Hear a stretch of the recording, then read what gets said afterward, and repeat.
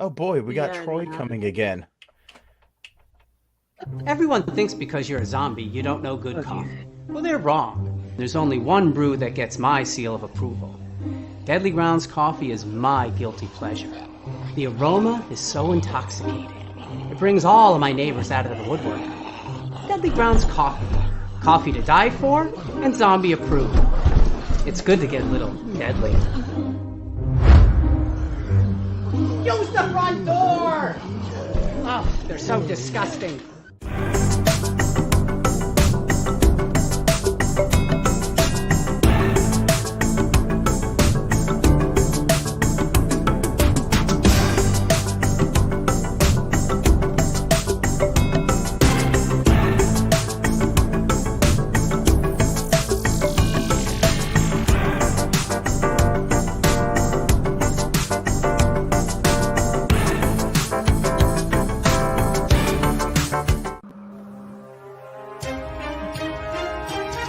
The Dorkening and all affiliated shows are not intended for anyone under the age of 18. The following may contain discussions or scenes that have adult situations, graphic violence, nudity, strong sexual content, and graphic language. This show is intended for mature audiences only. Viewer discretion is advised.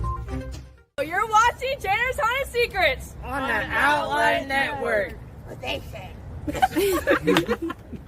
Dun, dun, dun.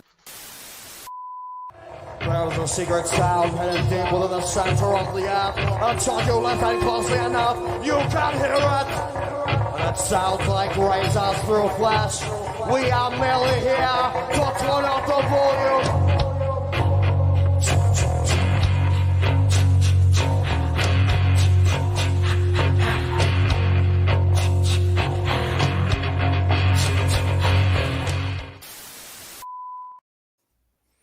Hello, hello, hello, and welcome to our corner of this freak show that we call the Haunted House Attraction. I can't even take you seriously today. But today on the show, we do have a couple different guests. In our first hour, we have Reverend Mike. Yep, this wonderful gentleman here. And we also have returning our wonderful co-host, Friday. And it's always a pleasure to have her, because she has more knowledge about how these shows run than I will ever have. But today we are going to talk about Texas Haunters Convention that just happened, and anything else that we want to get into. Mike, you've been on the show before, and we are really glad to have you back. And I Reverend, is that what? Oh, there we go. Troy, quit. Oh, God. Who's that? Christopher. Christopher, quiet. Quit it. In an hour. They're watching, I'm assuming. They probably are. But we do have two other guests that are going to be joining the show here in an hour, and we're going to be super happy to have them. But, I've never been to the Texas Haunters Convention. It's actually still fairly a new convention. I think this was year 6, 7, 8, 6, maybe. And, it's still young, but it's developed so well through all the videos and photos I've seen. Growing in leaps and bounds. Oh, and disclaimer right here, I am not part of Texas Haunters Convention. I am not affiliated with or anything. I'm just an attendee, so. Right. But they are growing with leaps and bounds. I'll give you some more information on that in a little bit. So one of the things I do want to point out is I've never been to the convention. None of the Owlite that I know has been to the convention. That might change for me in the future. As this has developed, I've watched it and on and on and on. And I think it's wonderful that these conventions are starting to gather some wonderful speed and starting to pick up so wonderfully rapidly.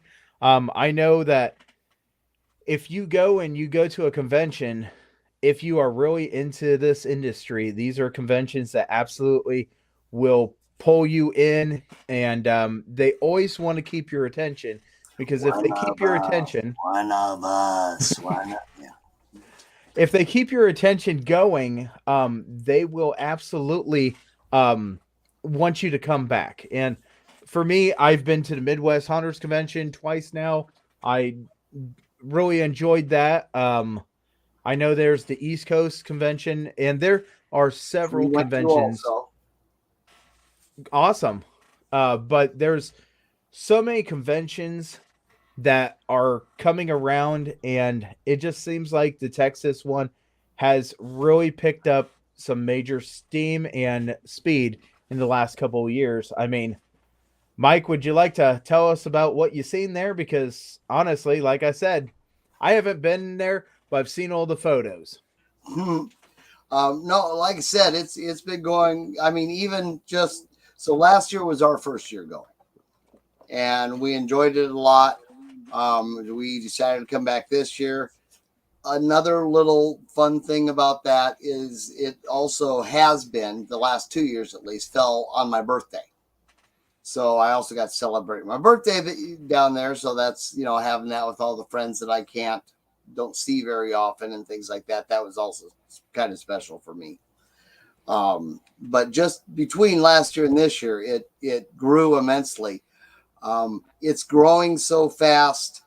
This was the last year in Mesquite, and they did already announce it publicly. So it's okay that I say that. They have to move to Irvine. Yeah, Irvine, Texas. Irvine. I think it's Irvine. It's about 20 minutes closer to Dallas. So for those of you flying into Dallas, it's a shorter drive down to get there. But they've outgrown it. The first year, or last year that I was there, they had the hall filled up. And then there's a big conference room next to it that they had other things going on. And then the next area next to that, which had the dance floor and the stage and all that, they had things going on. Well, this year, that middle room was also vendors. They had filled the vendor hall, and so they had to use the next room for vendors. And I hear there were still 50 vendors on the waiting list to get into it. They couldn't be there because they just didn't have room. So they're moving to a bigger venue. So that's a good thing. I mean, that shows how quickly that they're growing and everything. Other little technical things, they're doing things a little. They're trying out new stuff in like the registration and things like that are kind of innovative, that are working pretty good. You show up, you get in there, and they've got little video screens, little touch computer monitors, and you say, get my tag and enter in, scan your code that you got on your email. The machine scans the code for you, and it just pops up, and you say print, and it prints you out your little armband dealio, which has a QR code on it that has all the information of all the different things you're registered for. So you don't have to have 12 different armbands. Right. That kind of a thing. So, just whatever you're at, scan them. Okay, yeah, you're good for that. You don't have to have a whole bunch of them. They've been taking feedback from and actually implementing it and trying new things, feedback from the attendees each year. One of the people missed, the vendors have the lanyards and cards, with their names and stuff. But the attendees don't. Now, right. That's one of the things we're like, we think maybe you ought to try and bring that back. Because I know, for me, we know a lot of people. There's a lot of people out there. I'm old. I, by the way, celebrated my 60th birthday while we were down there on Sunday. I don't remember faces. Happy birthday. Thank you. Thank you very much. I don't necessarily remember faces to names. And it's not because you're not memorable. It's because this doesn't always work right. So I like being able to walk up or walk by somebody and glance down at their name tag and see their name in big letters and connection, now I know who you are, instead of walking up and trying to they have the name printed on the wristband, but half the time that's covered up and whatever. So anyway, they're taking the comments, they're requesting comments and taking the comments right in the middle of the tech sector in Dallas. Oh, okay. Yeah. Okay. Oh, hello. This is Gallo, as in, the hangman's gallows. I'm pretty kidding. Gallo, look this way. Camera's up. Hey, dude, camera's up here. Not back there. Oh, whatever. Anyway, but they're growing, and this year was bigger than last year and better than last year. All kinds of fun stuff going on. We saw lots of people. So you have CRS? Yeah, yes. Can't remember shit. Yes, I do. It took me a second, but I remember the acronym. It took me. I can remember the lyrics, every word from a song from 1962. But why the hell did I walk into the kitchen? I totally get it, man. I really do. Yeah. But mine's just I've got way too many things I'm thinking about. It doesn't get any better, pile. It doesn't get any better. Oh man. Sorry. I was hoping for a change in my life, but so what's some of the stuff that you were really excited to see this year? I'm too old to get excited, but really happy to see. Let's put it that way. Well, no, that's the costume contest. Mistress Lori and I, we don't actually go to the balls anymore because, again, they're for the younger crowd. They're loud and music playing and lots of dancing and that kind of thing and lots of drinking. We don't drink, so we hang out with our friends outside of it. Hold on, just a second. Sorry, my carpenter. I thought he was doing. My carpenter just sent me a picture while we were at our anniversary. Our anniversary is Sunday also. While we were at our anniversary dinner, he came over and roofed the new merch building. Awesome. So, do we have I gotta share screen. Wait. Boom. Window. There we go. Oh, wrong one. Stop sharing. Try that again. It didn't click when I clicked. Window. This one. All right. Yeah. There. Does that show? I can put it up real fast. You have to put it up. There you go. We go. Yeah, we just got a new roof on the building. So wonderful. Yay.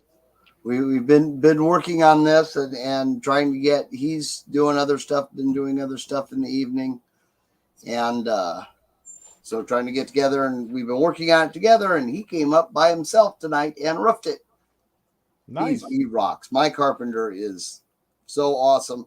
Now I'm old and I've done lots of stuff, and I've built houses. I built a house when I was a kid. Our whole family, we built the house we lived in. But when I'm around him, I am the gopher. What do you need me to hold? I'll cut boards for you, whatever. I let him. I know who's the professional here. I let him, and he's awesome. He rocks. So anyway, where was I? We were talking about the convention and what I was excited to see. What I was excited to see, or happy to see. One of the things that I really like about this convention. Now, I've been to Transworld. In fact, Transworld was my very first haunt convention, so it kind of spoiled me a little bit. But I've been to MHC. I've been to East Coast. I've been to West Coast. We've been to HauntCon. We've been to many different types of. One of the things I like a lot about Texas is it just seems a little more laid back. It is definitely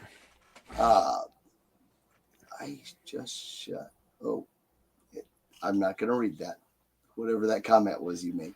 And now that distracted me. Guys, there's another issue.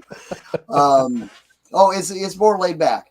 It is definitely geared towards the home haunter and the haunt enthusiast. You know, where they are, they tend to get a lot of locals who come into, so it's not necessarily even haunters coming to it. There's a lot of just John Q public coming in. And it's really excited. Yes, I was excited to see Christopher. Absolutely. I mean, that's okay. So the nipples got hard, but not quite as hard as Bill's, not quite as hard as going into Mind Trap. But yeah, Christopher was very horny this weekend. I'll let him explain that one. Even though I was the one carrying around a severed penis, I'm not explaining that one.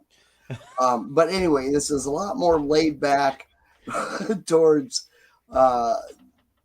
there's a little bit, is there a bush shot? No, that is actually the Sinister Sydney Sundries and Salon. I like iteration. But there's a lot of from home decoration type stuff, and there's some cutesy stuff. We got some other friends that we've seen at several of them. T.R. Morse Crafts that do crocheted horror dolls, a lot of that kind of thing too, as well as prop companies. And a gentleman who I still don't know what his company name was because he had no advertising anywhere, but he did a lot of pre-made animatronic works, motors, and that are like set up. You just take the PVC structures that already have the motors in them and apply them to something, build around them. And then we got a really, this is nice. And I don't know why not everybody's making these. We got a couple of these. Very nice. Little and they got wires for the to hold the jaws on us. I think the other one actually has springs in it. But these are 3D printed. You can tell by the back there you got the little off. But they are very nice. Very detailed. Very, very detailed right there. Yeah. You can even see, kind of see in it a little bit. You can still see the... Right. Yeah, the sutures, they're very detailed. This was from Creepy AF. We all know what AF means. But he was selling these inexpensively. And that's another thing, since a lot of this stuff is geared towards John Q public, right, and the such. A lot of it's less expensive than you might get somewhere else, so that works out really well too. And like I said, they did have good prop, good screw him. They did have lots of nice props in there too. There were some other companies doing promos. There was, of course, the Chamber of Haunters was there. I got this awesome chicken foot necklace from them, or lanyard from them. Yes, they had chicken feet lanyards.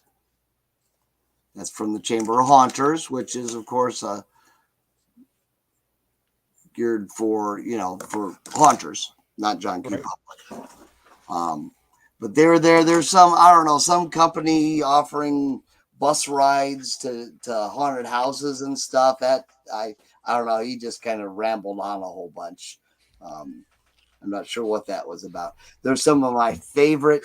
They had witches' worts there, which are freeze-dried caramel M&Ms. That was really good. Those are my favorite. I even had them. They even had them on my birthday cake.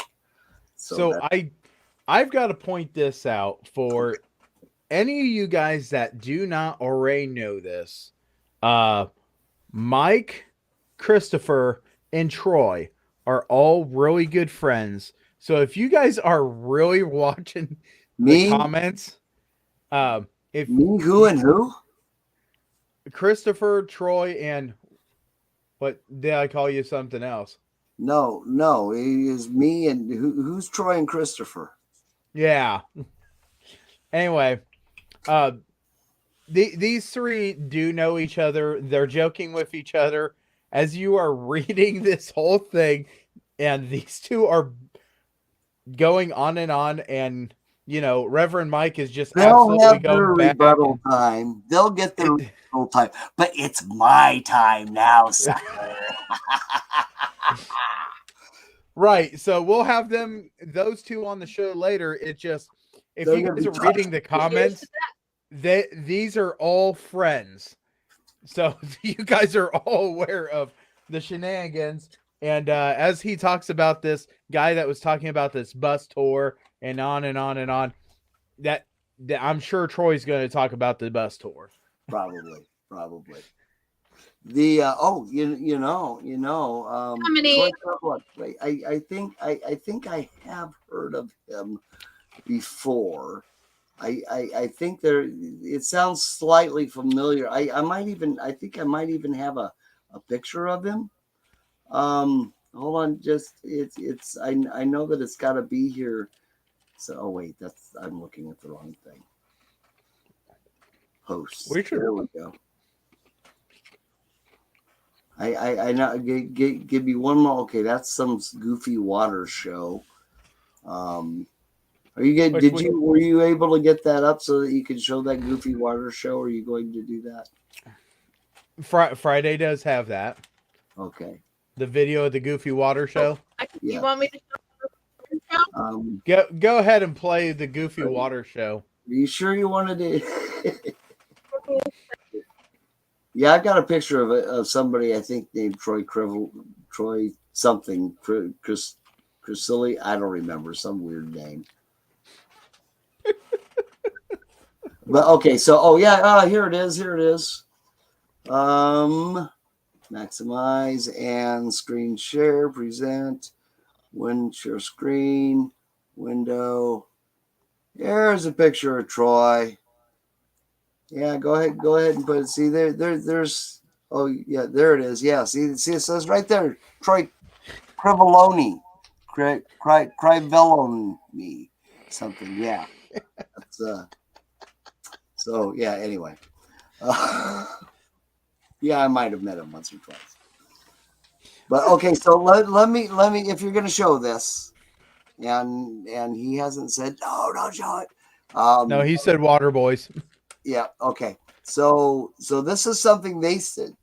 I wasn't even involved in the first years. I think they've been doing it since 2020 or something like that. It's a bunch of goofy, chunky guys swimming in synchronized swimming, whatever. I took part in it last year, and I got the honor of being in it again this year. And this year we had last year I think we only had one or two people filming. They edited. This year we had an overhead drone floating up there filming it while we were doing it. So it's extra awesome this year. And these guys are fantastic. It took us hours. We practiced this. We had a professional choreographer. There we go. Come in and lay all this out for us. And I'll tell you, we followed it to the T. I mean, it was pretty awesome. It was pretty darn awesome. Well, if you we ready? can pull that up, oh yeah. That was your cue.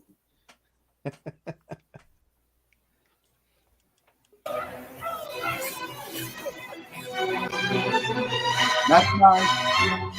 No, not that one. The other one.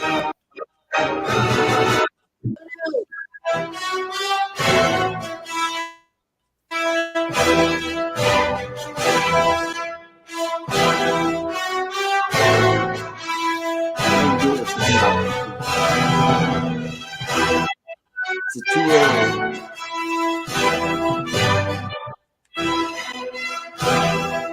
Yeah.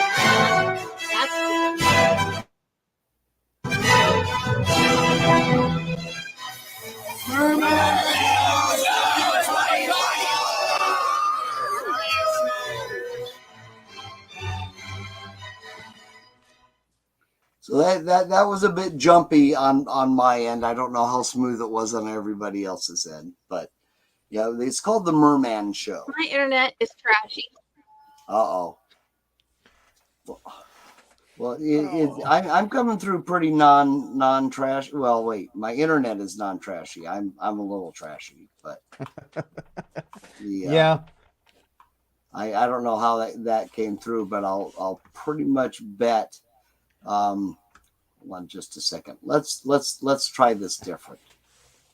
Back up here. Stop. Okay.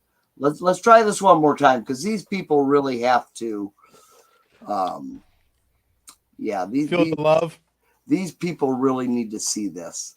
So let's see. Did I max? Oh, I gotta maximize. There we go. Okay. And there and yep. And share and present, and I will start as soon as you have it up there. Okay.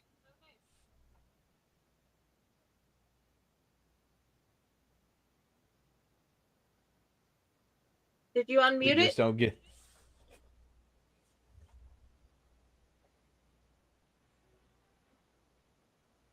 It is so quiet on the music, but to actually see these guys doing this right now, there was time and effort put into this. Oh, yeah.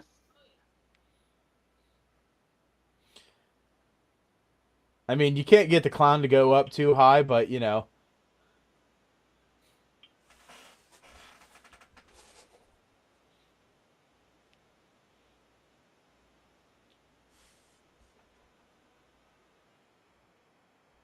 But we're going to talk to Troy later on, and we're going to see if we can share that in our wonderful things. That way everybody can actually click on it, see it.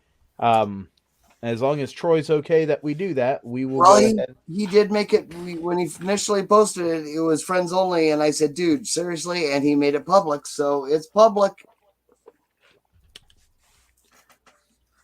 That's all I got to say.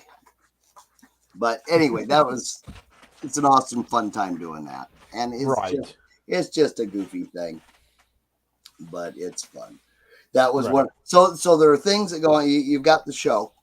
And the show runs till 5 o'clock in the evening. And then you have things after. And you have things before, like the tour last year. They have a haunt tour on the Friday. And I think we went to 3 different places. And this year, they did just Dark Hour, which is enough for me. But they did the show. And then they did a lights on walkthrough, and then they did a lights on tour where you got to see the backstage, and then they did an hour-long Q&A. So it was an entire and they fed us awesome brisket and barbecue brisket and chicken and sausage and all kinds of things and brownies. Brownies. Countless. 2 unless you count Buc-ee's. Oh, okay, that's what it was. Yeah, that's a haunted and stuff. I don't get Buc-ee's. It's a big convenience store.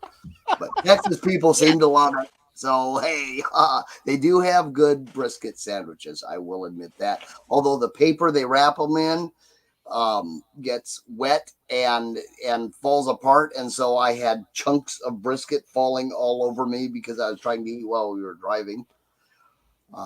So we have that. Haven't had any yet. So they had the haunt tour. What? Who? I was telling them he needed to have one of those sandwiches you had because I enjoy those sandwiches you had.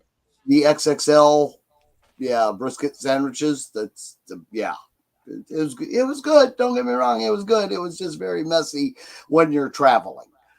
Trying to eat in the car was fun. So we did the haunt tour. We did of course, going to the show. They've got tons of free educational things. They got 4 or 5 different rooms that have things going on constantly. They got make and takes because they're messy. Yes, I understand. If it's not all over your face, you're not eating it right. Anyway. So I don't remember where I saw that. But they got tons of educational stuff, which is just part of, you got to register for them, but it doesn't cost you any extra. It's part of the, buying the ticket for the deal. They have food vendors outside. Right. They have food vendors outside. They have the costume ball. They have a kids costume contest. They have make and takes, just all kinds of things going on. So it's really a fun, I dare say it's a family experience. We saw lots of families there, with their little kids, big and little kids. And of course, all of them are family also. Everyone involved. I know a lot of the people personally that are involved in setting it up. They have a host hotel that we like to stay in, the host hotel, which was like hooked to the convention center, part of all that. So we're right in the thick of it. And we get to hang out with all our friends. And that's why we, if I want to buy stuff, I'll go to Transworld. I'll save up my money and we did buy, don't get me wrong, like I was showing, we bought several things. There's a lot of cool stuff there. But I go for the family. I go for my friends. I go to see people I don't get to see all the time.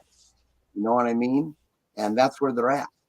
And that's where it's at. Let me tell you, that's where it's at. Texas Haunters Convention. See it next year. Next year is not going to be on my birthday, though. It's going to be the weekend after, like the 25th or 6th or 7th or something like that. Right. Oh, well. But, yeah, I'm pretty sure we'll probably still be going to it.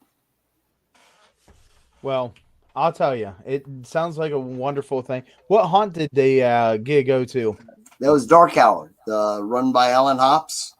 Okay. Up there in Plano, Texas. Alan Hops, one of the legends of the haunt industry. Of course, Still Be Studios, he runs that. Also, which they make masks and props and all kinds of stuff. And then now he and I don't know if there's other owners to it, but Alan, And that's one of the other fun things is it's also always fallen on my birthday's on the 14th. His is on the 13th. So we actually went to Dark Hour on the 12th. Last year it was on the 13th on his birthday. So they had stuff for that too. And that's all fun to see him. Alan and Shannon or Hops are just some of the best people in the haunt industry. They're fantastic people, and we love them dearly. And they like cats and animals and stuff too. So, well, maybe I'll stretch my fingers out and see if I can get a hold of them, and maybe they'll come on the show one time. Alan and Shannon. Oh, that would be, yeah. That's you haven't had them on the show yet. What's?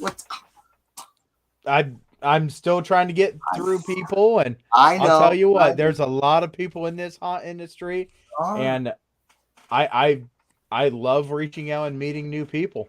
There are even a lot of legends like Alan Hops. It's not like they're just Alan Hops. There are a lot of other people out there that are big names in the haunt industry because they've done so much or because they're such awesome people. There are ones that are big names because they're assholes too. Don't get me wrong, but and then there's big names that did haunting and now they are selling stuff, and it just seems like every single show that they can get into, they go into. And and I've seen a lot of people too that started out as haunters, home hunters, whatever, that have started their own stores and are now vending. Christopher and Troy. Christopher's got his own shop that he vends. He's the one who sells those freeze-dried candies along with lots of other things. He makes these really cool. We've got. I'm not going to beat it. We bought this last year in Texas.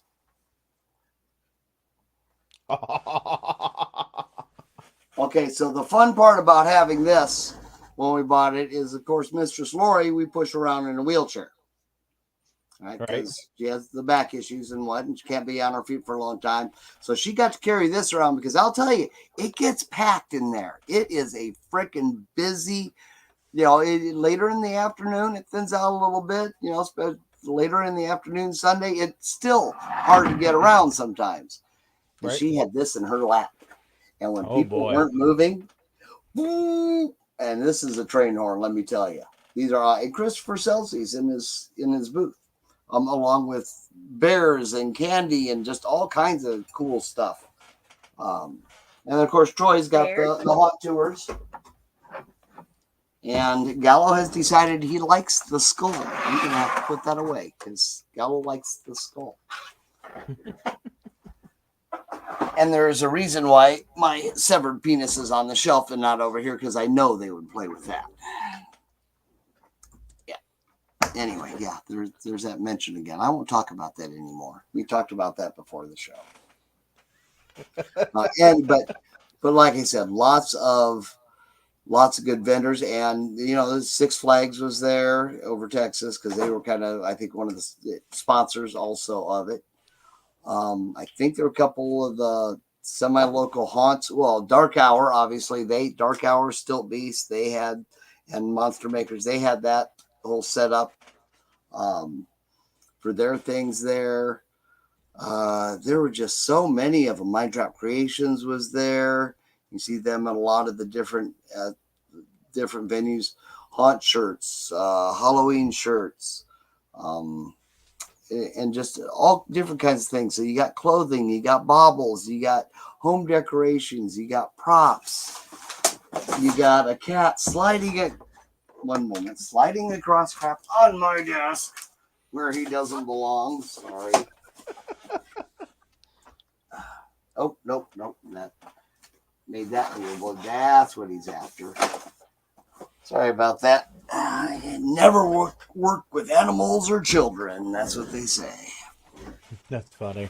So anyway, but it's just a wonderful time. And if you're getting tired and if you're staying in that, you can go back and relax a bit and come back out and enjoy it some more. And it's just I'm kind of looking forward to seeing it at Irving, where they have a bigger venue and the availability for even more things coming in. Because how many days is the actual convention? 2, Saturday and Sunday. Saturday and Sunday is the actual convention. And do they do the haunt on Friday? On Friday? Yeah, that's what they've been doing. Is the haunt tour stuff is on Friday. Okay. So now, do they have like a big bus tour on Thursday? No, like Legendary Tour or something like that. No. Okay. The haunt tour is a bus tour. Okay.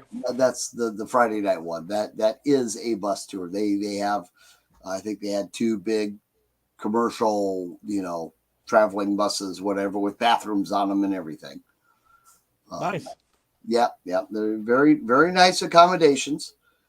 And they pick you up right there at the convention center and take you to where you're going. And like he said, last year we did 2 haunts and Buc-ee's in between.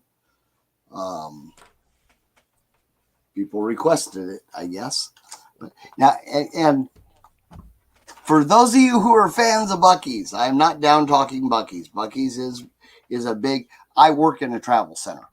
So, I work in a restaurant that's in a travel center. So it's just a big travel center to me. That's all.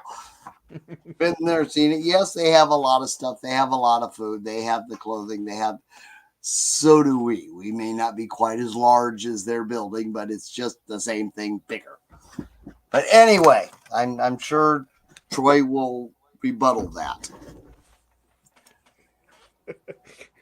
I'll tell you. Through the years, just watching you guys all interact with each other, then going to see you guys go conventions. I love the photos that you guys take. I love the interactions, the dinner room table where, you get to see all the friends getting together. That's always one of the great things that, when you guys go to these conventions, if you're a haunter or a haunt owner, or even a home haunter, you can make the connections and you get to know the people. Like I and said, as soon as, it becomes family. It right, becomes family. Now, if you go back 8 years, 9, whatever, 8, 9, 10 years ago when we started going to conventions, you will see a lot more pictures. Okay. You don't see as many pictures nowadays. And there's a reason for that. It's not that I'm not, it's because I'm busy talking to my friends. right. I forget to get the I forget to get all the selfies and things like that because I'm more engaged with the people themselves than looking at my phone taking pictures. I always Absolutely. try to get a few, but I like spending more time talking to them than taking pictures of them. I know what they look like. And yeah, and that's one of the things. When I went to the Midwest this year, it was great. I got to see Kevin again. Kevin's a wonderful person. Me and him was having a wonderful conversation and just watching the people go by. One of the great things that I seen at Midwest is there is a group of people that actually have dry erase boards, and they will write down numbers that they think that your costume is. They'll just go ahead and they'll give you a high number unless you're not wearing a costume. Then they'll go and give you all ones. Oh, there's somebody going around scoring people? Is that what Yep. you're saying? Okay. They just sit there and they watch all the people go through. Something at the Midwest Haunters Convention I seen this year that was super awesome was they actually made the characters from 13 Ghost. Oh, okay. And it was really awesome. Unfortunately, they could not get their makeup on quick enough. So when they didn't get their makeup on, they could not get judged. You're talking for the costume contest. For the costume contest. But they were still really great costumes. And in fact, they told them, hey, come up on stage. You didn't make it in time, but we want everybody to see your costumes because no one's ever seen all 13 ghosts show up. Now, and that's an issue, I think, personally, at all of them for the costume contests. Right. Is that they tend to do the judging like before the whole thing earlier, because they have specific judges and it's not, the real judging isn't necessarily done right then in front of everybody. You know what I mean? Because they've got categories and they've got to figure out. So it's done early, which means that the people that want to be in the contest have to like miss dinner and think to because they got to have time to get all their stuff ready. And some of these are super elaborate. Now I'm proud to say that my friends won most of the categories of it. The scariest, funniest, judge's choice, and best of show. Are all friends of mine, and and group. So, and I don't know, Troy, he's got a lot of pictures. I know he gave you a lot of pictures. I'm sure they got pictures of those, and I will let them talk about that since they were involved in the costume contest. I snuck in right before they did the announcements of the winners and stuff, so I got to see it because they weren't checking armbands anymore. But I'll tell you, they had some freaking awesome costumes. So yeah, we're going to have Troy and we're going to have Christopher come in here in a little bit, and I just want to tell you guys right now, Troy might talk about Buc-ee's, but Christopher's got a cup from Buc-ee's. Ooh. He looks like he's so happy with that one as he's in the back room right now. But they're already in there. You can see them. Okay. Yeah. They both kept cups. That's okay. Keep them back there. Keep them back there. So, okay. Now, I want to give you all you people watching that aren't Troy and Christopher. I assume we have other people watching too, right? Yes. Yeah. Okay, yeah. Oh, yeah. I wasn't even on the. Let's see who we got. Dominique and Dominique, Troy, and Christopher are the ones commenting. Right. Okay, more people comment. Oh, there's a Raz. And okay.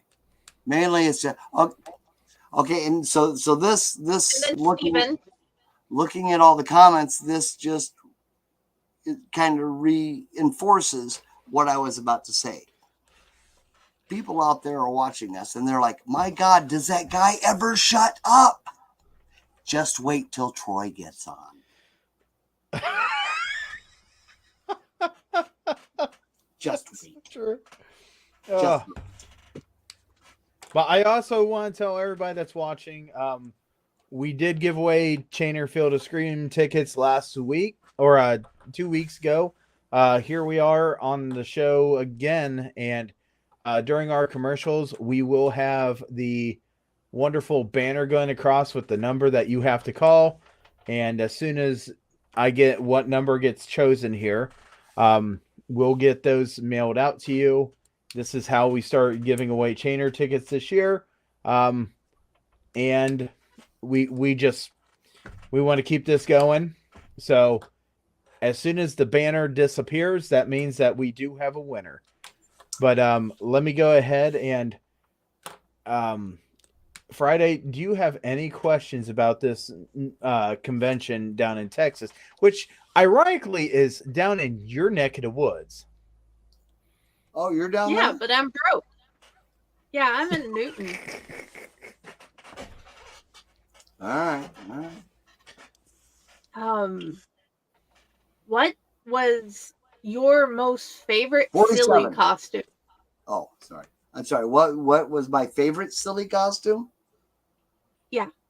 From what I saw, probably the one that won the silliest costume, who is a friend of mine, Bill Bordner from Mind Trap Creations. And Bill won silliest costume, and well deserved. It made me crack because I didn't see it ahead of time. I didn't see it till they were walking out for the post judging, but whatever, for the announcements of who won and all that. I hadn't seen it, and dude puts work in. I mean, you could tell there was a lot. It looked like something store bought and printed, and I don't know. He does great work on all the stuff that he does. We got some torches from him last year, skull torches that are really cool, tiki torches. Anyway, right. But he did, and I'm sure those are going to be in the pictures of the costume contest. Troy, be talking about that. But yeah, Bill is Yosemite Sam. Had to be my favorite funny costume that was in there. I'm trying to think if I saw any other silly costumes, because so many people try and go for the scary and what have you. Now the judge's choice, which was so you've got scariest, silliest, group, that kind of thing, cosplay, whatever, and then you have the two. You've got judge's choice and best of show. Those are really, they've got all these category things that they have to do to evaluate the costume when they're judging. You got to go this. Okay, now throw that out the window. What do you really like the best? What are your favorite ones? Right? Those are the judge's choice, and then best of the best of show. And both who won, deservedly so. And you're right. Yeah, Bobby's greeting card mouse. You know what? I think I might have to show that one off, because I know I have that one. I have a picture of that. I just got to scroll back down here. That he's commenting that was another silly costume that was. No, that's the last day that was in the costume contest. It was this previous post, which is right. There's all my happy birthdays. Got to go through that. There we go. Where's my costume contest ones? No, those are Lori's. Oh, shoot. Anyway, it'll be in the folder. Bobby's was a pretty awesome costume. Saturday photo dump. Okay, so it's this one. But anyway, I was saying the that's the show, Judge's Choice. Blah, blah. I wish they would let you. The way Facebook is set up now is so screwed up. If you got more than so many pictures, then you have to click through every one you can't see. Yeah, okay, here it is. Here it is. So this did not make sense. At first, I thought this was like Cindy Lou Who or her mother or something like that. When I first saw it, until he held up the postcard and the picture in his hands, and it was perfect. Now, if you look in, can I zoom in? Oh, I can. There we go. Let's zoom in again. Y'all have probably seen that meme, right? Yeah. Yeah. And you're right. That he didn't enter the contest, however. So you're right. That was another good silly costume. That was definitely one of my faves. But yeah, Troy will talk more about that whole Judge's Choice and Best of Show stuff. My wonderful adopted daughter Sammy got Best of Show again, deservedly show. Last year she got Scariest. This year she got Best of Show. She told him, "I'm retiring. I want to judge next year." So that's cool.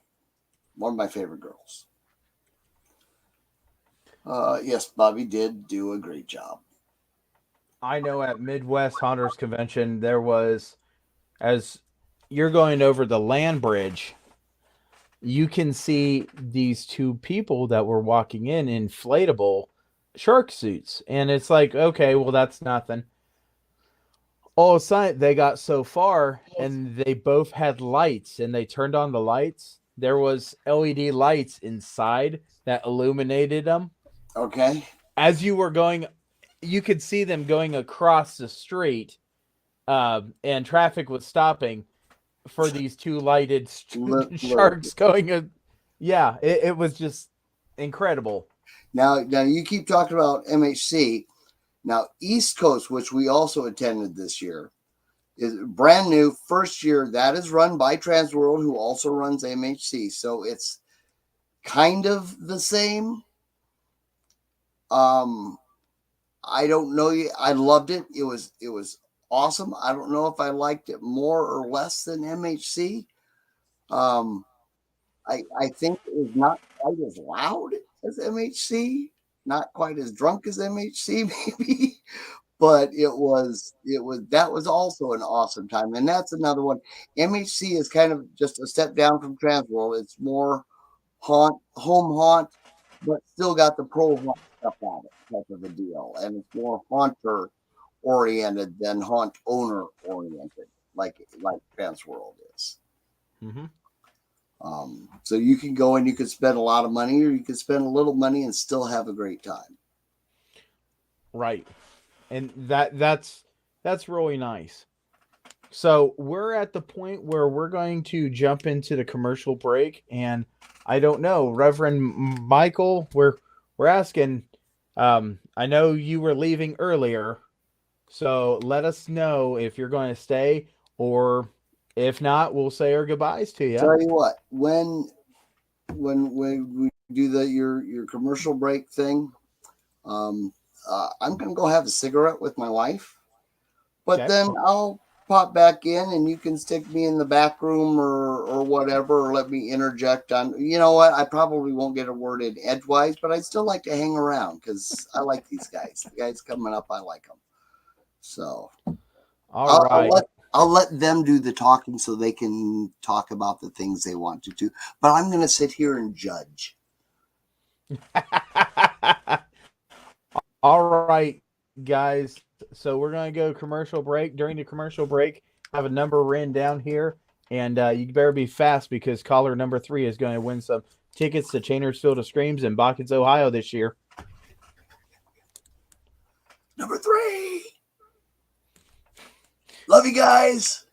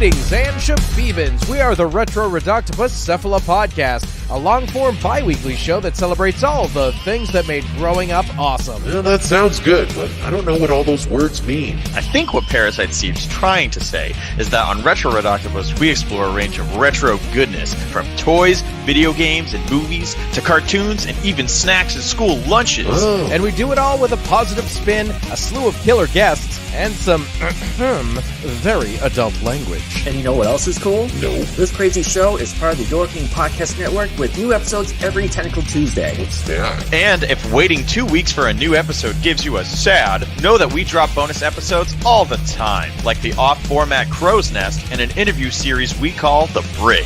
You can listen to Retro Redoctopus on Apple Podcasts, Spotify, Stitcher, or any app that's cool enough to carry the only show that celebrates all the things that make growing up awesome.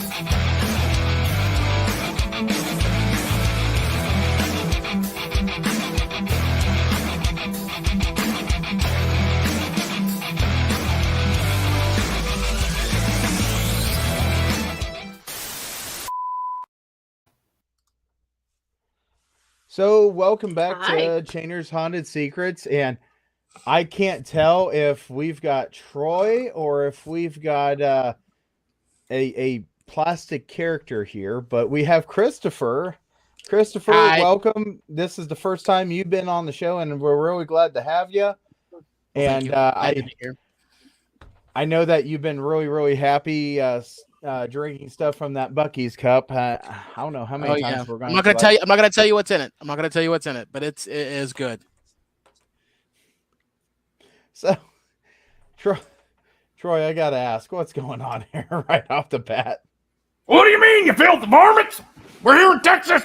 We're ready to have a good time on Chainer's Haunted Secrets. What you're seeing is part of Bill Bornder's costume. Yeah. Now it's my costume. Oh, jeez. Yosemite Sam. So, No, it's the Josephine Sheriff. Uh-oh. that's even funnier. I don't know if he broke his Kinda stuff. heavy on my head, man. But yes, this is part of the giant costume that he won. Best, silliest, funniest costume. The bananas are in the other room. My wife displayed it on our in our front entryway. So now when anybody walks in the house, you see Yosemite Sam's costume right there.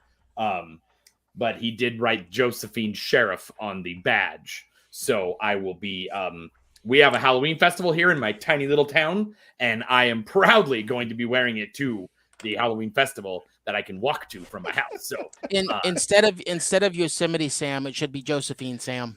Yes, it will be. It will be. Okay. And then when hopefully the cops will read the badge, because it's kind of small. He wrote the Josephine part pretty small on there, but hopefully they just come up anyways, and I'll get all the cops, all 8 of them, and they'll just crowd around me and we'll take pictures. No, we have 8 now. We hired like 3 more last month. Yes, for the crime-ridden city of Josephine, Texas, where we only get speeders. That's all we get. Yeah, no, and if you get speeders, if you get speeders, they're gonna get some kind of like structural damage, strut damage or something, because some of those potholes are nasty. Those are Texas dessert bowls, sir. No, sorry. That's what we call them. So we have first to put off, a positive spin on all of our broken axles. Just leave us alone over here, okay? So first off, I want to say, Christopher, I'm glad you made it home. That was a heck of a experience. heck of an God. experience for you. Yeah, I only had the van for 2 weeks. Only had it for 2 weeks, and the alternator goes out 3 hours into my trip from Texas back to North Carolina. That sucks. Maybe it was probably my fault. Yeah, you were trying to sabotage me, so I couldn't go anywhere. Maybe I replaced this alternator with a bowling ball. I don't know. What's this tiny baby doing in there? I do know a lot about cars, and I totally could have sabotaged it. But if I would have sabotaged it, you wouldn't have gotten out of my driveway. Okay, I'm just saying. Right. Because I want Christopher to stay and hang out with me all the time. Oh, we boy. did walk him around our neighborhood, which has 3 houses for sale right now that are in his price range that he could easily move to. And I've already said I will fly to his house and I will help him pack. Yep. Yep. So I'm ready. I'm ready to sign on the dotted line. The wife says no. That's so true. So let's go ahead and let's start this wonderful. I don't think you have enough time tonight for us. I don't... Yeah. We'll finally get started about 55 minutes in. Oh, geez. And you two would. So let's go ahead and start talking about this Texas Hunters Convention, because I'll tell you what, Troy, before you moved down to Texas, you were actually traveling from Washington State, right? Oregon. Yeah. Oregon State, clear to Texas for this convention. And you would take the motor home, you would do this and that, and no AC. No AC. And I'll tell you what, every Taco Bell had to love you on the way. The first time we went down to Texas in the RV, we did not go to Taco Bell because we had 8 people in the car and I got vetoed out. We did stop in Laramie, Wyoming, which I thought that part of the country is going to let you down if you want to travel there and see old West. Like, if you're like, when you think Laramie, you think like wagon wheels and chuck wagons and old steak houses and stuff like that. No.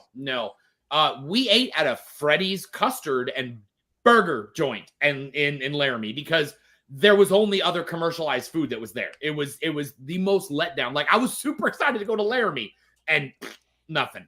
It was so lame. So boo on Wyoming for not staying Wyoming. Yes, we had a blast driving, and that is a testament to, because I would fly to the other conventions. I fly to Transworld, fly to Midwest and East Coast. But Texas, part of it was because we had 8 people with us, and we thought, why not drive? There's no way. I mean, 8 people on an airplane from Oregon to Texas, that's like $400 a person. We made it there on $1,000, made it there and back and with the RV and for $1,000 in gas.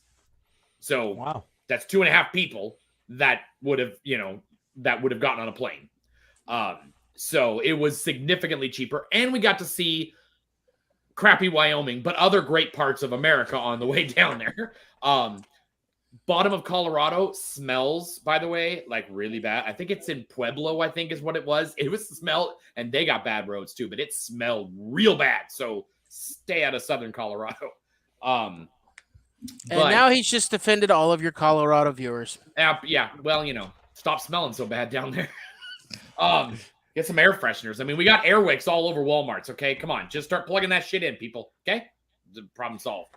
So I just want to point out right now, if you are watching in one of these states, go to Texas Hunters Convention and look up this guy right here, because he is the one that is doing it all to you. I will be there with pies for you to throw in my face. It's fine. You'll miss because you miss on being Laramie, but whatever. Probably the coolest thing, but I mean, besides the convention last year when we drove down, last year we actually drove, and then lived here for a week and then went to the convention. But 2 years ago, we actually drove from Oregon to Washington, or Oregon to Texas, and then back again. And one of the coolest thing as we were parked in the parking lot, somebody, Roland Pickens, put a Texas Jack. And it's something that Anthony and Deanna Powers of Cyclone Signs, they make these decals that are a smiling jack-o'-lantern inside the state of Texas. logo, and they put that on the back of the RV, and they said, "Now you are one of us." And also Shannon, that's right. Shannon and Alan Hops. Every time that I went there prior to moving there, they would say, you know, once they found out we were moving, they kept saying, you know, welcome home. This is your home now. And people at the convention did the same thing. It's one of the cool things about this convention that I think probably gets a little bit lost at the other ones because they've been around for so long. East Coast had this feel this year, but like Midwest and Trans World, their business, there is a lot of family feel there with the people that go for long periods of time. There's lots of people who have stories about Trans World for the last 10, 15 years that they have this feeling as well. But the people that run Texas are just like us. They're haunters. I mean, three of the main owners operate home haunts. That's how they started. They still do home haunts. But they do this as well. And the backstory of it is that they made a convention without the things that people didn't like about the other ones. And that was their gist of making this one, was that, hey, you didn't like this, but we're not going to have that, or we're going to try to fix it and make it better. And I think they've done a good job. I think the other shows have done a good job getting rid of those things as well. So it's Mike touched on it too, that it is very, very, very family oriented, from family of haunters to families themselves. Last year, it was a lot of families on Sunday.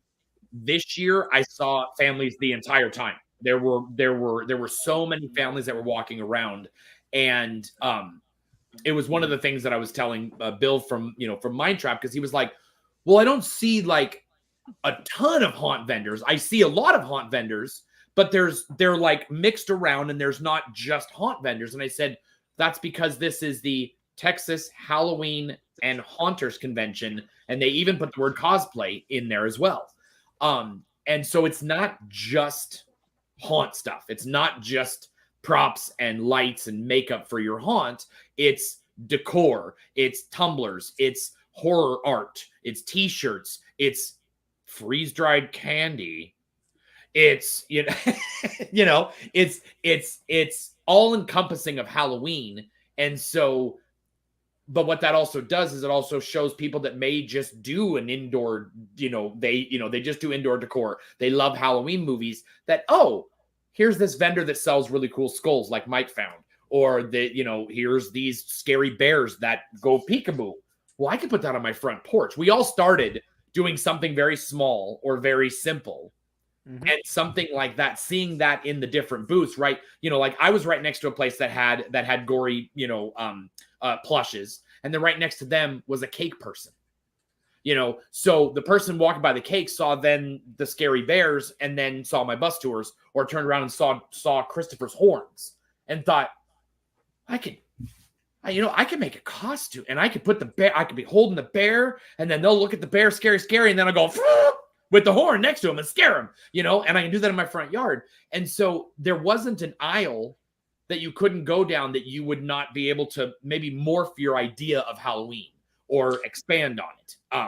And I really one thing I do want to point out, though, is unlike other haunt conventions and Halloween conventions, there has, in the 3 years that I've been to this, there has not been a makeup vendor. No, there's nobody there doing makeup, and that is missing. It is a missed opportunity for anybody that does makeup, haunt makeup, or even prosthetics and stuff like that. It's a missed opportunity. I make some prosthetic horns, as well as the air horns. So that's why I was referred to as the horny haunter. Yeah. And so.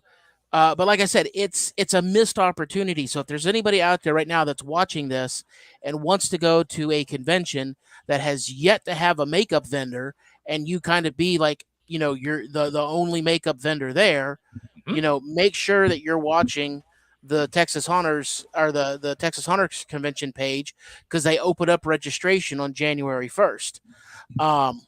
So yeah, come to Texas.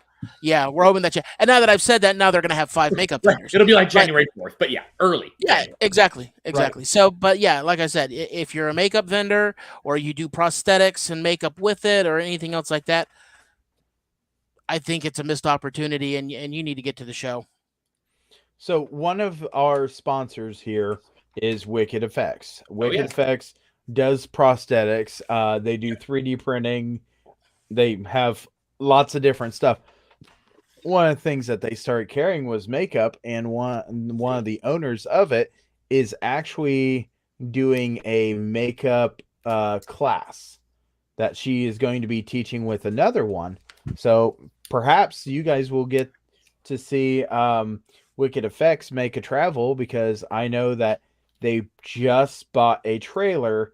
Ooh. And I've got to go and I've got to modify it a little bit. But yeah, they've already asked me to come and modify it a little bit. Nice. Good. So yeah. So, and where are they located? They're in Ohio. They're in Ohio. Yeah. So, I mean, that's going to be a 16, heck of a drive. Ryan did it. I mean, Ryan's done it 2 years in a row now, but he has a stupid auto drive Tesla, so he didn't really drive anything. But it's about a 16-hour drive, or 16-hour drive and 3 charges, I guess is what he said. That's interesting, because it's a 16-hour drive for me, and he's further north. Well, it's, he has a Tesla, so they get to knock 3 hours off their time. So, whatever. That's part of the deal of buying a Tesla. Everywhere you go, you get a knock time off. Okay. Whatever. One of the things about the different shows, and what I've even told other makeup artists or vendors, is that when I was at East Coast, Jim Slanker from the Chicago Haunt Builders was there, and he asked his class, he said, how many of you, is this your first convention? 3/4 of that, and he had a full room. He had like 100 some odd people in his room. 3/4 of them raised their hand. I can guarantee you that was across the board. So 75% of the people at East Coast, and there were about 3,000 people there, had never been to a convention before that was Haunter related. And I can almost guarantee you that's the same thing with Midwest, and probably with Texas, is that when you have a show in your backyard, you have a show in the surrounding 2 or 3 states, people from Oklahoma, Alabama, Louisiana, New Mexico, things like that, they're not going to think to travel to Philadelphia or to Chicago to go see a haunt show. They may go to Transworld, but a lot of people think they can't go to Transworld because they're just a home haunter or whatever. But there are 85 some odd haunts in Texas. I would say 20 of them go to Transworld, maybe. So if you're only going to Transworld, or you're only going to Midwest or East Coast, or vice versa, you're only going to Texas, there's people that are never going to see your stuff because they're not going to travel. Sure, they may eventually find it on Facebook or something, or somebody may say something about it, but like specifically with makeup, you want to touch it, you want to feel, you want to see it being used. And it's, or, also with costumes. We did have a couple of costume vendors there. But those things are hands-on touch. I want to touch it, and use it and see what it's like. And if you're not there, all those haunts in this general South area will never find you. And that's hundreds of customers that you're not seeing. And that is the same for Midwest. If you're not going to Midwest, you're not going to East Coast. Obviously not all of them pan out financially. You can't go to all of them.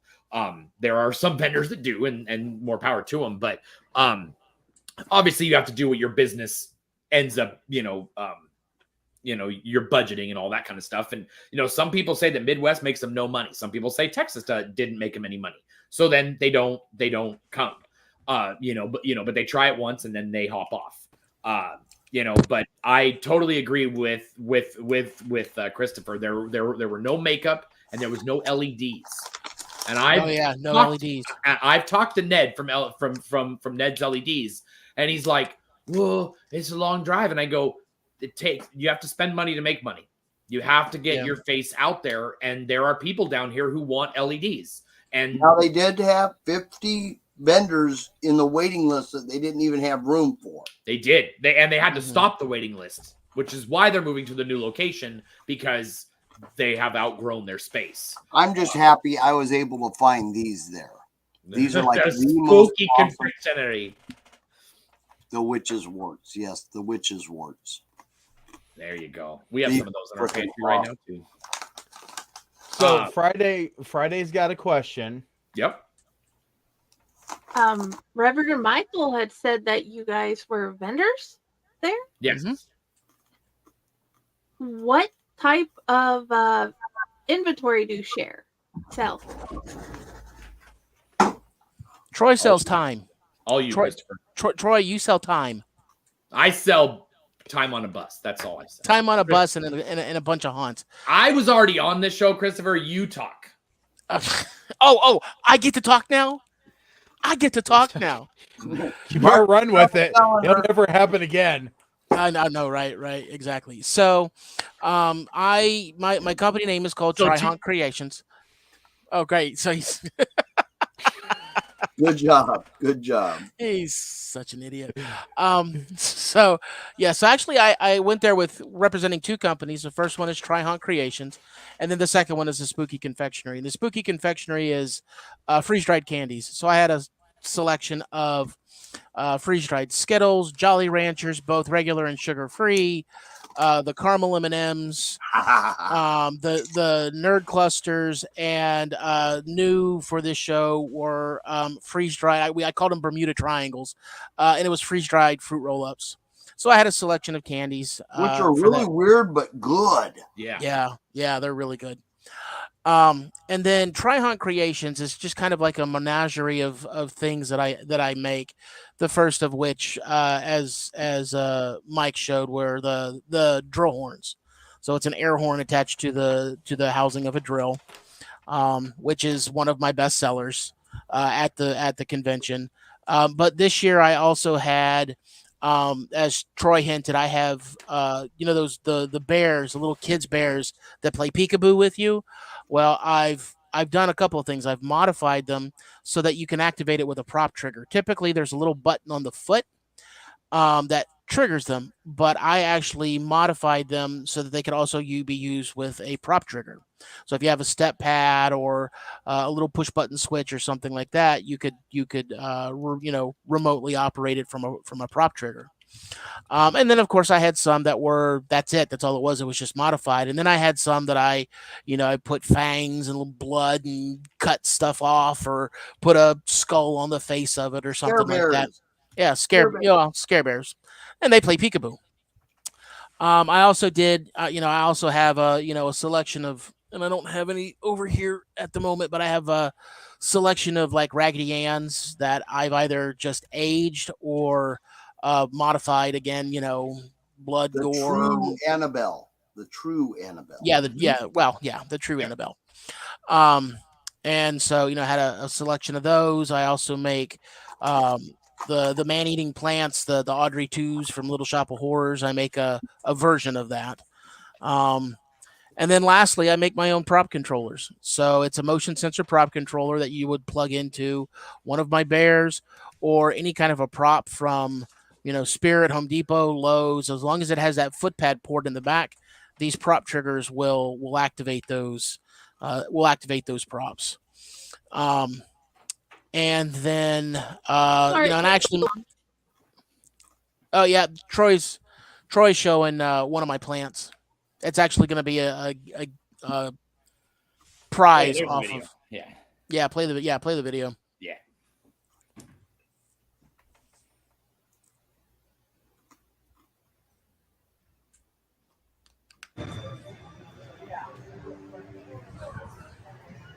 Yep, so those are my peekaboos. Those are my prop controllers right there. Those are hand puppets. We like puppets.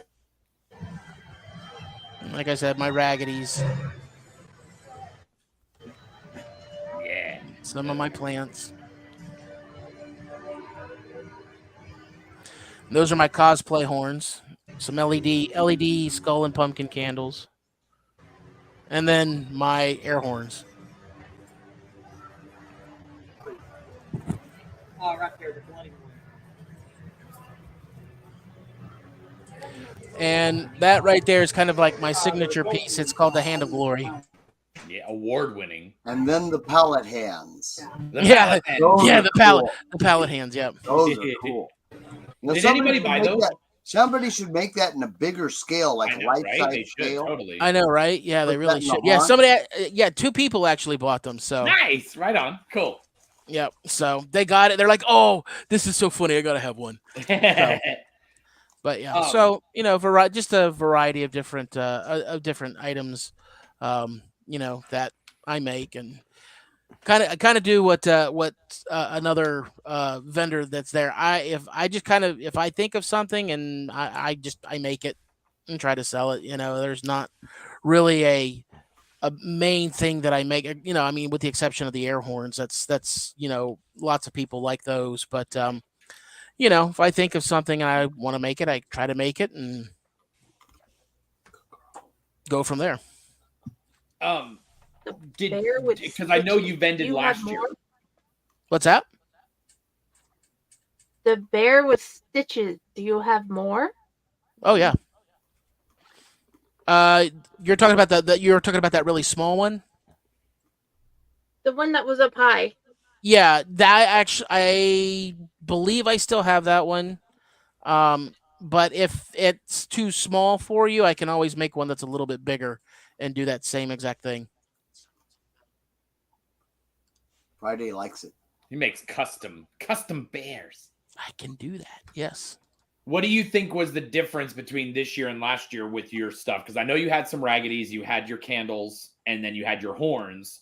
What was your take on? Now he was in half of my booth since he's a sponsor of my tours, so he was halfway in my booth.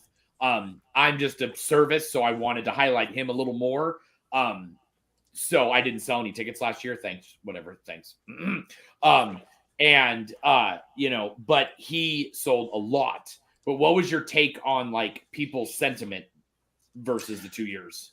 Well, last year I really only had the horns. I had some raggities, and I still, the LED candles. I had a little bit of jewelry, which I meant to bring with me this year, but I just didn't have the space for it. And I made those little LEDs, like miniature LED swamp lanterns. Yeah. Candlelight, the little flicker LED candle in it and stuff like that. And everybody was coming up about the air horns pretty much. Yeah. That's the same thing that happened this year. Like I said, the air horn, the scare horns was like a really big seller for me. And a lot of people were looking at my other stuff and, oh, wow, you're really creative and this is really good work and excellent craftsmanship. But, as Mike had pointed out, that this is a haunters market or Halloween enthusiast market. And, the peekaboo bears that I have, while they're great, might not necessarily be for a Halloween enthusiast. A home haunter, yes, because if they're setting up a scene, hey, I can take this bear, I can put it up in a children's nursery or something, or I can just have it out and I can put a prop trigger with it, and boom, now I've got a cool little animated prop, triggerable prop. But the Halloween enthusiast might look at it and go, oh, that's cute, but I don't have any need for it in my house. I see those really good for the creepy kid that, this is for my bedroom, not for my house, but this is for my bedroom. This is for me to walk around carrying. And I know some of those, but yeah, Friday has her hand up. She does. She's been waiting very patiently. This one, they're for this one, this household. I've got 2 kids that I know have been trying to get me to figure out how to find someone who could make them. And then I get given you as a gift for a new friend. There you go. And my other question was, out of all the props that you have made, not the people, which one have you made and was instant joy to you? Oh, it has to be the man-eating plants. The first one that I made. So, little backstory. So I was given one of these man-eating plants from a friend of mine, and I looked at it, and it was very well done. But she used like little thin foam, cut them into triangles, and made them for the teeth. And it was very cute. And I said, well, with all the work that I've done with my bears, I could probably improve upon this. So I did. I actually took and did the teeth and everything else like like you see on the plant there, and put a little bit of the blood stain in on it and around it, and I really liked it. Well, I'm like, I could probably do something very similar. So I attempted to make one.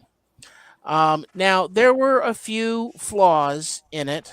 Like I didn't make the mouth quite big enough, in my opinion, or there was some paint that kind of chipped off someplace, and so it was not like it's not sellable quality in my opinion. But that plant is sitting on my mantle. That's my plant. I'm not selling that one. I absolutely love it. Now, granted, all of the plants that I've made since then, I've loved every single one of them. I'm like, oh, I like this one. I like this one. I like this one. I really like how this one came out. But that's been my my peekaboo bears, my raggities, everything else like that. I've enjoyed making them, but I've never wanted to keep one. That's the only thing that I've made so far that I wanted to keep. That's his baby. His babies. It's my baby. He sells his babies. That's so terrible. Yeah, Chris, do you have a website that you sell this on? I do. Well, right now it's primarily through Etsy. Okay. I do have my own website, tryhauntcreations.com, but it is a work in progress. I don't have everything that I have. I do not have listed on there, but everything that I have is pretty much up on my Etsy page. So if you just search Tryhaunt Creations on Etsy, or it's like tryhaunt.etsy.com or tryhauntcreations.etsy.com, and it'll take you right to my store, and you'll see like the different prop controllers that I have and all the different things that I have. Now, here's the thing that's kind of heartbreaking, Pile, in Friday, is that, I mean, the story of what happened to me coming home from Texas. My alternator went out and I was stuck in Louisiana. Well, I had to find a place that could repair the alternator. And unfortunately, the car sat in the Louisiana sun for a day. All of the teeth on my plants melted.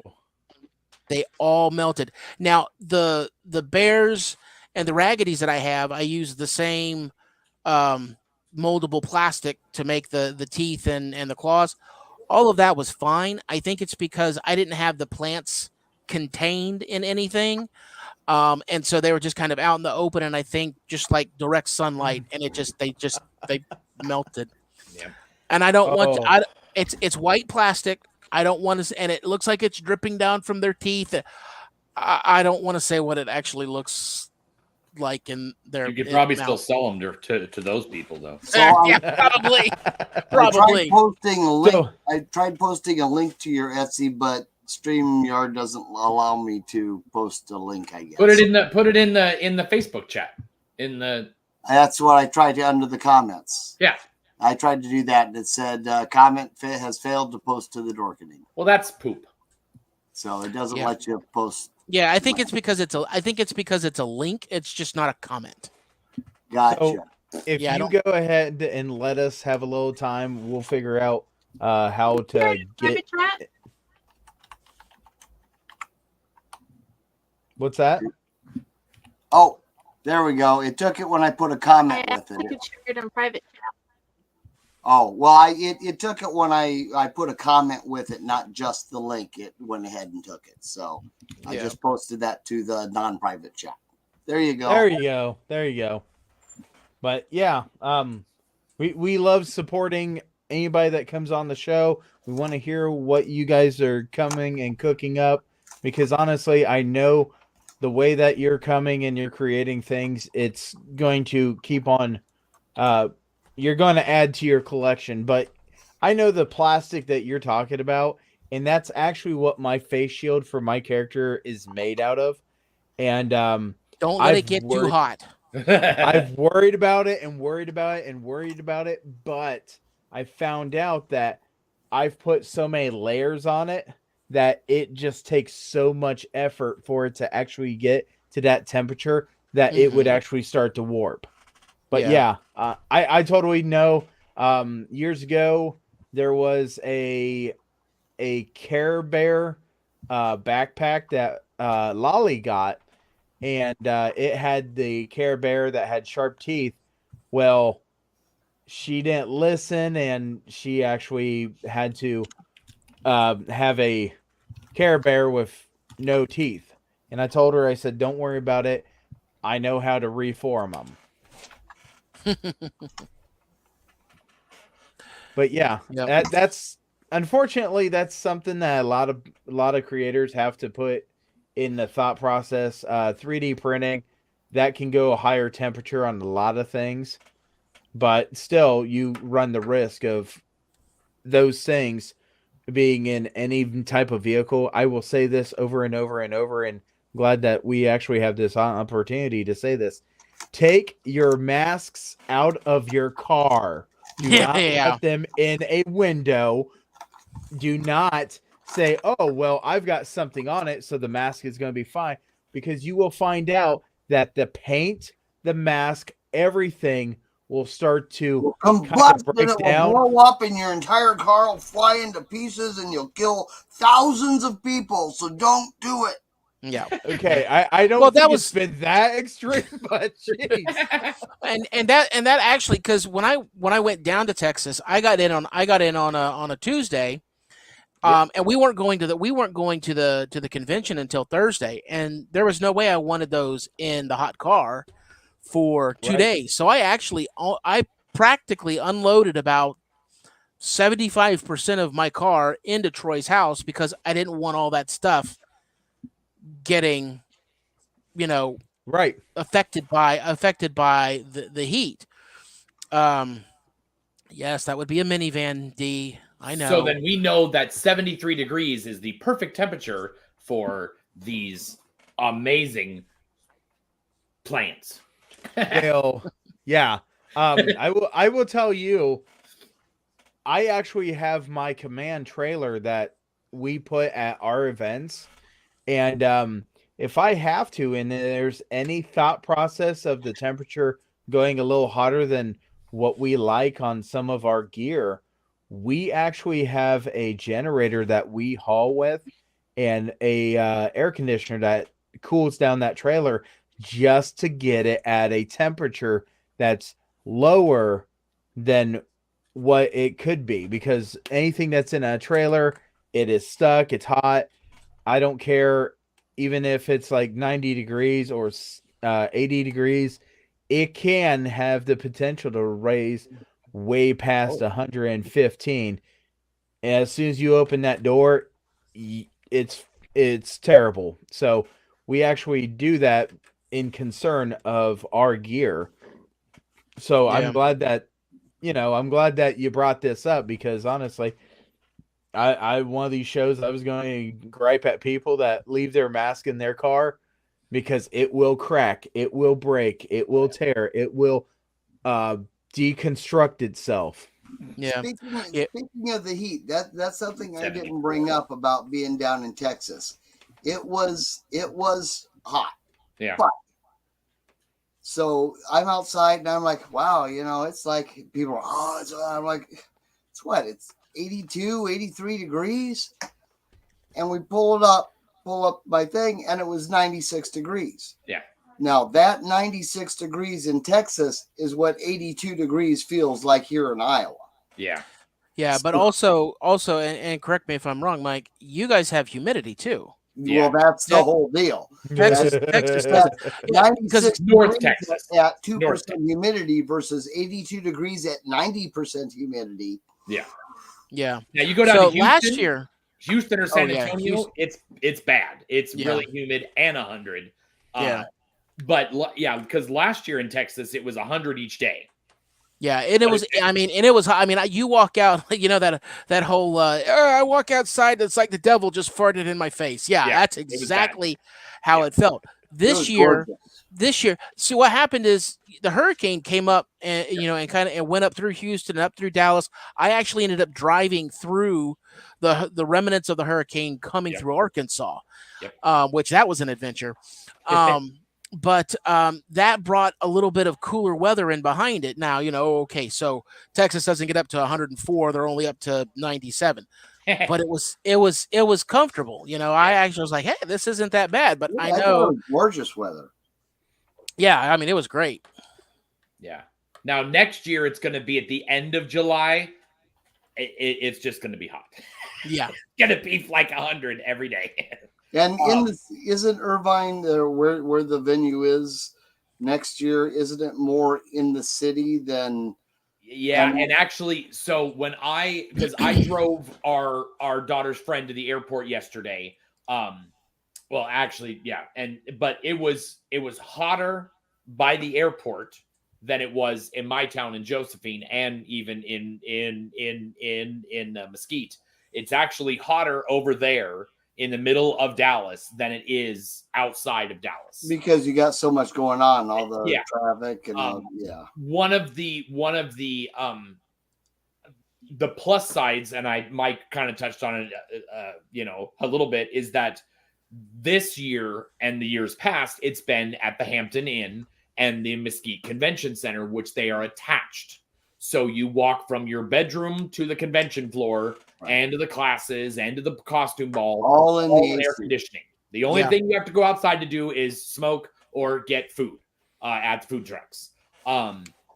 Next year, and from then on, that is not the case, and that is unfortunate, because I told the owners of the show, I go, that was really marketable. I go, I was able to tell, because they're like, oh, Texas is so hot in July, and I go, then you don't have to go outside. You can literally go from your bedroom to the convention and never get out of AC. So they don't have a hotel connected to the. There is no hotel connected. Not even the big one that's actually next to it. It's not connected at all. There's a parking garage in between the hotel and the other one, and the host hotel is across the street. It is a quick walk. It won't be to the point where everybody's dying, but if you have a very elaborate, like we were joking about being the Muppets next year, about all of us, me, Christopher, Kevin, all of us being the Muppets. There's no way I'm walking across that street in full felt. Okay, not doing it. I'm not doing it.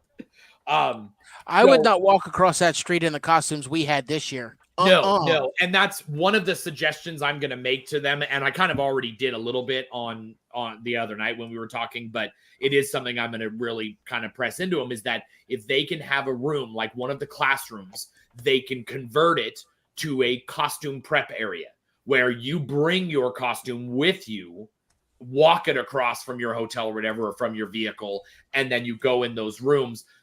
99% of us don't need to get naked to get in a costume, so we can be in some sort of like I was wearing this shirt underneath our costumes. I was just wearing a muscle shirt and shorts. So you don't have to get naked or anything like that. But so they don't need all the curtains up everywhere and all that.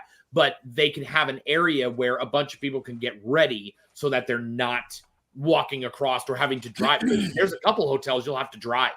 And some of these costumes that were on that were at the costume ball this year, including ours, we can't drive with those on, or even ride in the car with them. So they may have to do something about that so that they can have a space for us to do that. Even if it's an area in the lobby, the lobbies there are huge. It is a huge convention center, so they've got plenty of areas where we can just go off to the side somewhere and do that too. Or at least give people the option. But the costumes this year at the costume ball were there were some very unique costumes, stuff that I've never seen before that the people do. Sammy's costume was fantastic. And Bill's costume was very well done. But I can't think of like one that really stood out more than another. They were all really cool. Now, of course, you had your standard, like your Silent Hill people, your dime a dozen clowns, characters and stuff that were there. But there was one woman that dressed up as Krampus, but it wasn't your typical Krampus character. The whole outfit was Krampus, but she had just this beautiful makeup on her face, and she actually won for best movie monster. Movie monster, or something like that. So that was really cool. There we go. Okay. Yeah. Hold on. So the I have to, and since I have good internet, I have a little video that probably was the highlight. I would say the highlight of the night for me, in the whole thing. So if you bring it up. Oh. Yeah, we can't hear anything, Mike. Oh, you can't?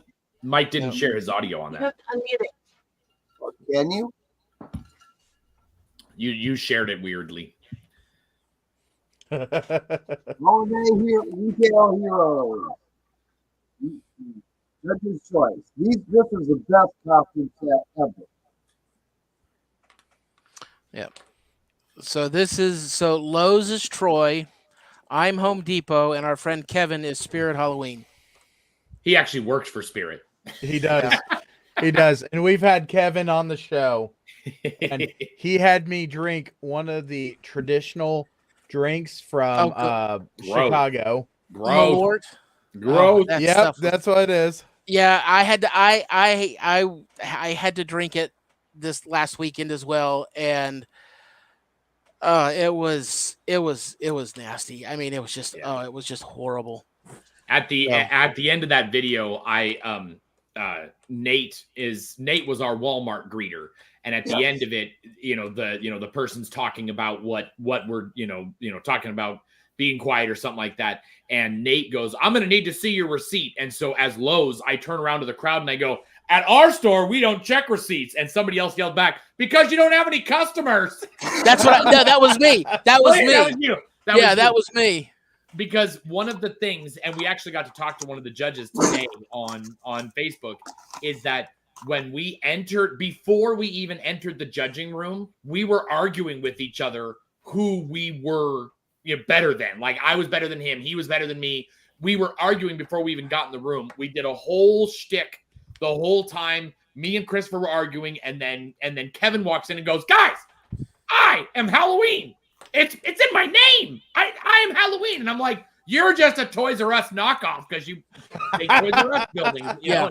I was like, "You're just a glorified costume store with maybe a few crappy animatronics that break 3 weeks after you buy them." Right. And then Troy would say something, and then Kevin comes back and he's like, and he goes, "Well, at least I'm not one of those stupid big box stores that tries to hone in on this." And that's when Nate comes in and goes, hey guys, you dropped your receipt for the 7-foot Walmart skeletons that you just purchased, because that's what these are. These are the 7-foot skeletons from Walmart. Yeah.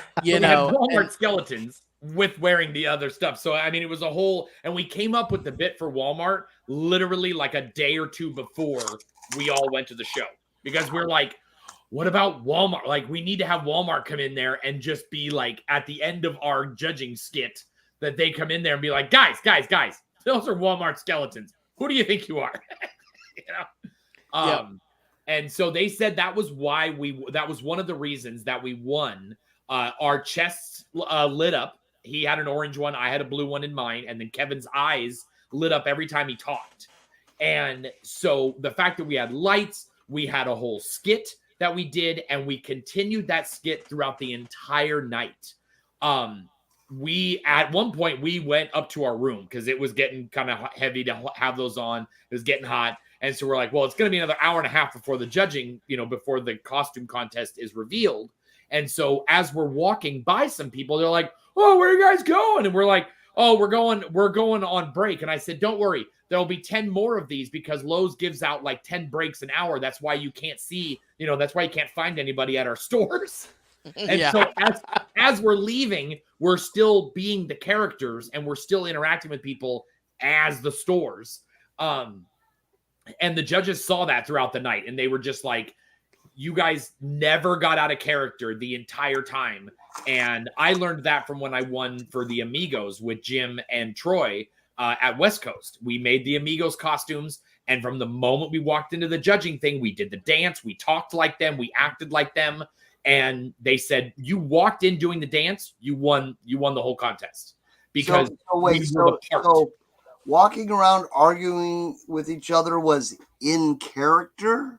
Well, I'm we were absolutely arguing as Home Depot and we were arguing as Home Depot and Lowe's. So yes, we were in character. Once we got out of character, it was just no holds barred. Normal arguing. Christopher knows that I'm better than him all the time anyway, so it was just natural. Yeah, well, I was Lowlander. So who's Jennifer? Best. So Jennifer Cochran, if you look in Facebook, there are dozens of Facebook groups dedicated to like the 12-foot skeleton, the 12-foot pumpkin inferno, the 12-foot witch, all Home Depot Halloween props and stuff like that, and they're all created by one person, Jennifer Penelope Cochran. And so like I said, she has dozens of these groups out there dedicated strictly to Home Depot. And so that's why I made the button that says I didn't make it, Troy made it. But I asked, because I asked him, I said, I need a button that says I heart Jennifer. And he made two of them. He made one that was an actual human heart, which is what was on the apron. And then he had another one that was just a regular heart. And I'm like, I kind of like the human heart one. So, but yeah, so this was, we actually spoke with the lady that organized the whole costume contest. And she was like, the judges went one way with one, and I'm like, no, they really need to do one way with another.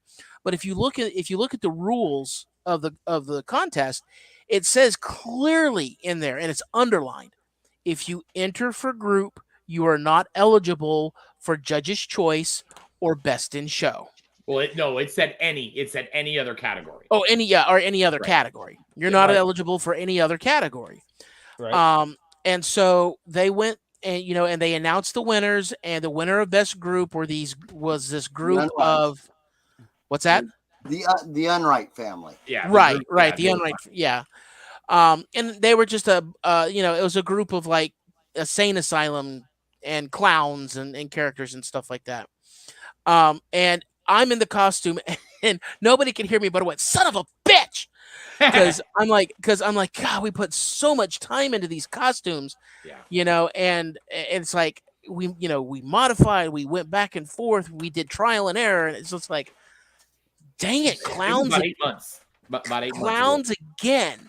The clowns won last year, but the only reason they won last year was they were the only group that entered. Yeah. This year there were three groups: us, the asylum clowns, and a couple of people that did a Silent Hill. Yeah, Silent Hill costume, Silent Hill costumes. And I was just like, man, the clowns won again. I can't believe that. And I didn't pick up on this when the MC said it. But she's like, the next one that we're doing is Judge's Choice, and for this one we threw out all the rules because during the judging contest, during the actual judging, we found out that they wanted to choose us for funniest, and they were like, no, you really need to do the cowboy, or not the cowboy. You need to do Yosemite Sam as funniest. We really need to put the clown or the skeleton someplace else. And they're like, wow, we really like the insane asylum for the group, and we can't put them anywhere else because we're not supposed to. And so she's like, well, if you want them to put them in Judge's Choice, you can put them in Judge's Choice. And they're like, well, no, we can't. It's against the rules. And she was like, I'm the one that wrote the rules. I can change them. Well, and that's the whole point of Judge's Choice, that the judges get to break the rules. Yeah. So because of all that, we ended up winning. Judge's Choice, and there was actually one judge that wanted us to win Best in Show. Yeah. But the other two were like, no, we're gonna put Sammy's character, the Wendigo or I don't know. Wendigo. I forget exactly how to say it, but anyways, we want to give her Judge's Choice or Best in Show, and then we'll put, they'll put us in, they'll put us in Judge's Choice. So yeah, we got Judge's Choice. Yeah. Well, congratulations to you guys. I mean, I seen this and I thought those 3 knuckleheads did a good job. We really we had a lot of fun making them together. What award are you showing, Mike? Get out of here with that. Get out of here. Doesn't matter. With longest beard. Here's my Canadian Home Hunter Award for you best. Put that away too, sir. That can be only one. Yeah, see, best static prop, and you know what that was for? That was for my Hand of Glory. No, so for your hand job. Yeah, that was for my hand. Shut up, Troy. Both of the times that I've won awards for being in a costume contest, it's been with other people, and I don't have the awards for either one of those because Troy, do not complain. You are the one that's done yet, sir. I'm going to give you a compliment. Shut your mouth. That Christopher did most of the work on this, and same with Troy. Troy Friends from Halloween Hellmouth. He's the one who did a lot of the work on the costumes, kept us on task. Christopher did a lot, like he modified his skeleton first, and he had a lot more time to do it. And so he was modifying, doing, trial and error and trying this. And we were sharing videos back and forth the whole time of all 3 of us working on what to do and coming up with ideas together. And so he would go and try it and say, no, we need to do this. And then he would send me a shopping list and said, Troy, go buy all this stuff and do this. And I'm like, yes, I can do that. But I filmed all of what I did. So he did it. I then did it again and filmed it. So we are going to have a how-to of how to modify a 7-foot. And you could probably do I know there's some 10-foot skeletons out there too. I don't know if Walmart's bringing back out the 7-foot skeleton. I hope they do. And I'm sure they will, because it was a very good seller for them. And towards the end of the season, if you went there to try to find one, you couldn't find it. No, they only have the 5 feet left. Yeah. So we were lucky enough that when we decided, because this whole thing started when I saw a TikTok, the guy's name is Nick Bailing, and he did a very similar costume to this. And I sent it to Troy and I said, hey, Troy, how funny would it be if we did these costumes for the Texas Hunters Convention? And he's like, well, it doesn't really look like it's that difficult to build, because in one of his TikTok videos, he goes over a few details. He's like, I'm using a snare drum rig. I've got these handles in the elbows, and then in the comments, he actually gave a few other little tips. But there was a lot that he did not give us, and so it was a lot of trial and error for us when we were doing it. But we had the basic setup and design from his videos. So he did his as cowboys, and he melted the fingers to make like finger guns, and he had holsters in them, and he'd put the finger, and then he would take them out and he'd go like this, and it was finger guns. And so I was like, wouldn't that be funny? And so we really got to thinking about how we're going to do this and what we're going to do. And, the idea of, Home Depot and Lowe's arguing about who has the best Halloween props, and, let's get Spirit in. And then, Kevin was like, well, I'm going to do something a little different, where I'm going to use an old Spirit prop and make mine that way. And I'm like, you know what? That makes a lot of sense. Yeah. So he's going to do that. But we decided to do this in mid to late November. That's when we said, yep, this is what we're going to do. We were lucky enough to find those 7-foot skeletons 50% off. Yeah. A week later, they went 75% off. I was like, yeah. But, at that time, you can't risk it. And then if you look on Walmart right now, the 7-foot skeleton's like $300. But when they actually bring it back in for Halloween, it'll be around like $99 or something like that. Yeah. But it was like, oh my gosh! But we really lucked out, and then we got them for 50% off. And so here it is, almost Thanksgiving, and I've got a skeleton being delivered to my front door. My wife goes, why did you order a 7-foot skeleton? Where in the world are we going to put this in our display? And it's like, oh no, this is for my costume for Texas. in this part, you'll see Kevin's eyes light up when he talks.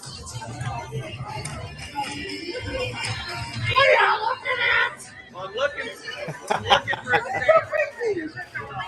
We got Spirit Halloween right he there. He had a button under there that and made then we got Lowe's, Halloween, and Home Depot. That is cool. Oh my god, that's great. Can't you guys walk me faster? Yeah, lunch break. No, I'm sorry, my bones are a little old. Yeah, we were on our lunch break. Thanks for hanging out, waiting for us. We're gonna have a sale on lumber and 3-inch screws, so you can screw yourself. Crooked lumber, whatever. All you sell is coal lumber. Purple tag. At least my lumber is usable. Purple tag. It was pretty hard to walk around in these, by the way. We could only see like this much. Yeah, it was very hard. Yeah, Troy's wife Ashley was gracious enough, even though she was in costume too. She was part of our handler, and then Troy's daughter Elizabeth, she was one of our handlers as well. That's funny. I'm not going to lie. This is very awesome to see you guys doing this. Judge's choice. This award means that anything goes. Any rule that the judges saw fit, because somebody deserved this very much so. The winner of the Judges Award is Halloween Retail Hero!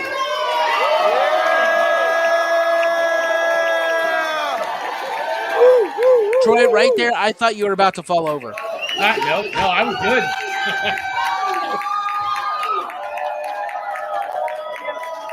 I'm all walking.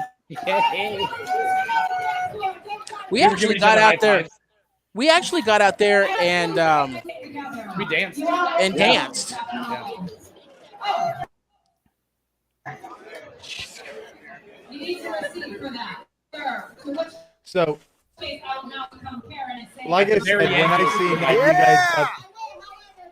when I seen you guys got this award, I thought, you know what?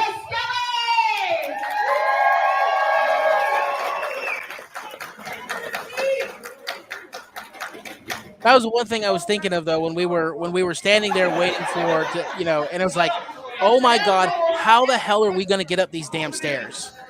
And that's when Nate was like, no guys, if you guys win, I'll go up on stage.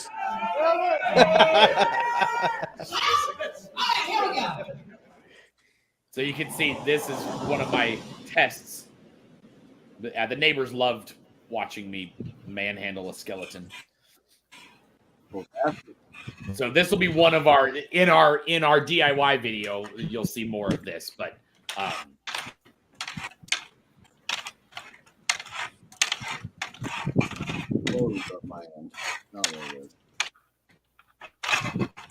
you can see that it's a snare drum rig. Yeah, it's being held on by a snare drum holder. So go out and buy a snare drum rig. Those are expensive. We found them for like $40 to $50 online. Oh, okay. All right. Not even that. I think mine was 25. No, mine was like 60 because I waited too long. Yeah. So I just want to point out the creativity on this, and then you guys actually getting characters. How did you guys get the vests? I mean, usually those Lowe's vests aren't even allowed in the parking lot. So I will tell you, I actually went into Lowe's and Home Depot and I told them what we were doing. I said, I'm making a costume. It's a skeleton puppet, and we're going in as Lowe's and Home Depot. I'm like, is it possible to get a vest? Is it possible to get an apron? And Home Depot was like, no, you can't have an apron. It's against store policy to just give out those aprons. We can't do it. It's so and same thing. Can be an employee. Yeah, exactly. Anybody can come in and look like an employee. Yeah. And same thing with the Walmart as well as Lowe's.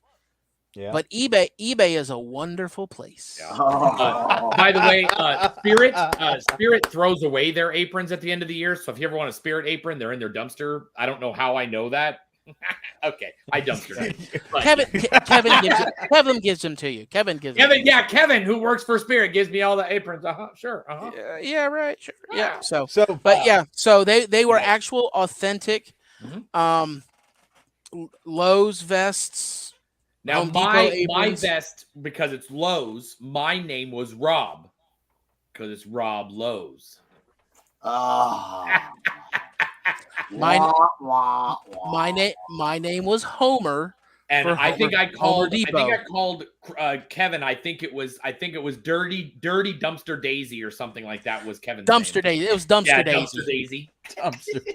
And then the Walmart vest that I got actually came with a name tag and a lapel pin, one of their enamel pins, and it said Chloe on it. No, and Sherry. So we're like, Sherry. Or Sherry. Yeah, it said Sherry.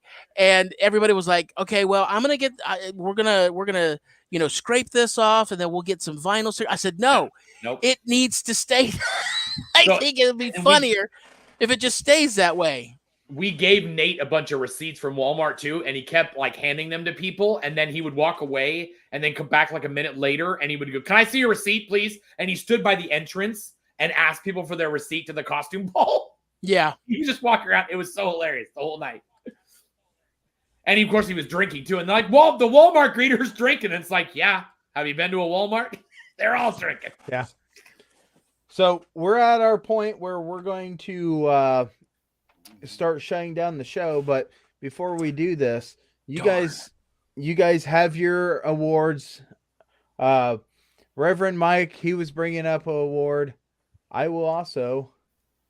That is my award that I was given this past year. Yay! Yay! We showed it last show because Maximus Christian Bryant was on the show. Yes, he was. Yep. And when he was on the show, he's like, I was very deserving.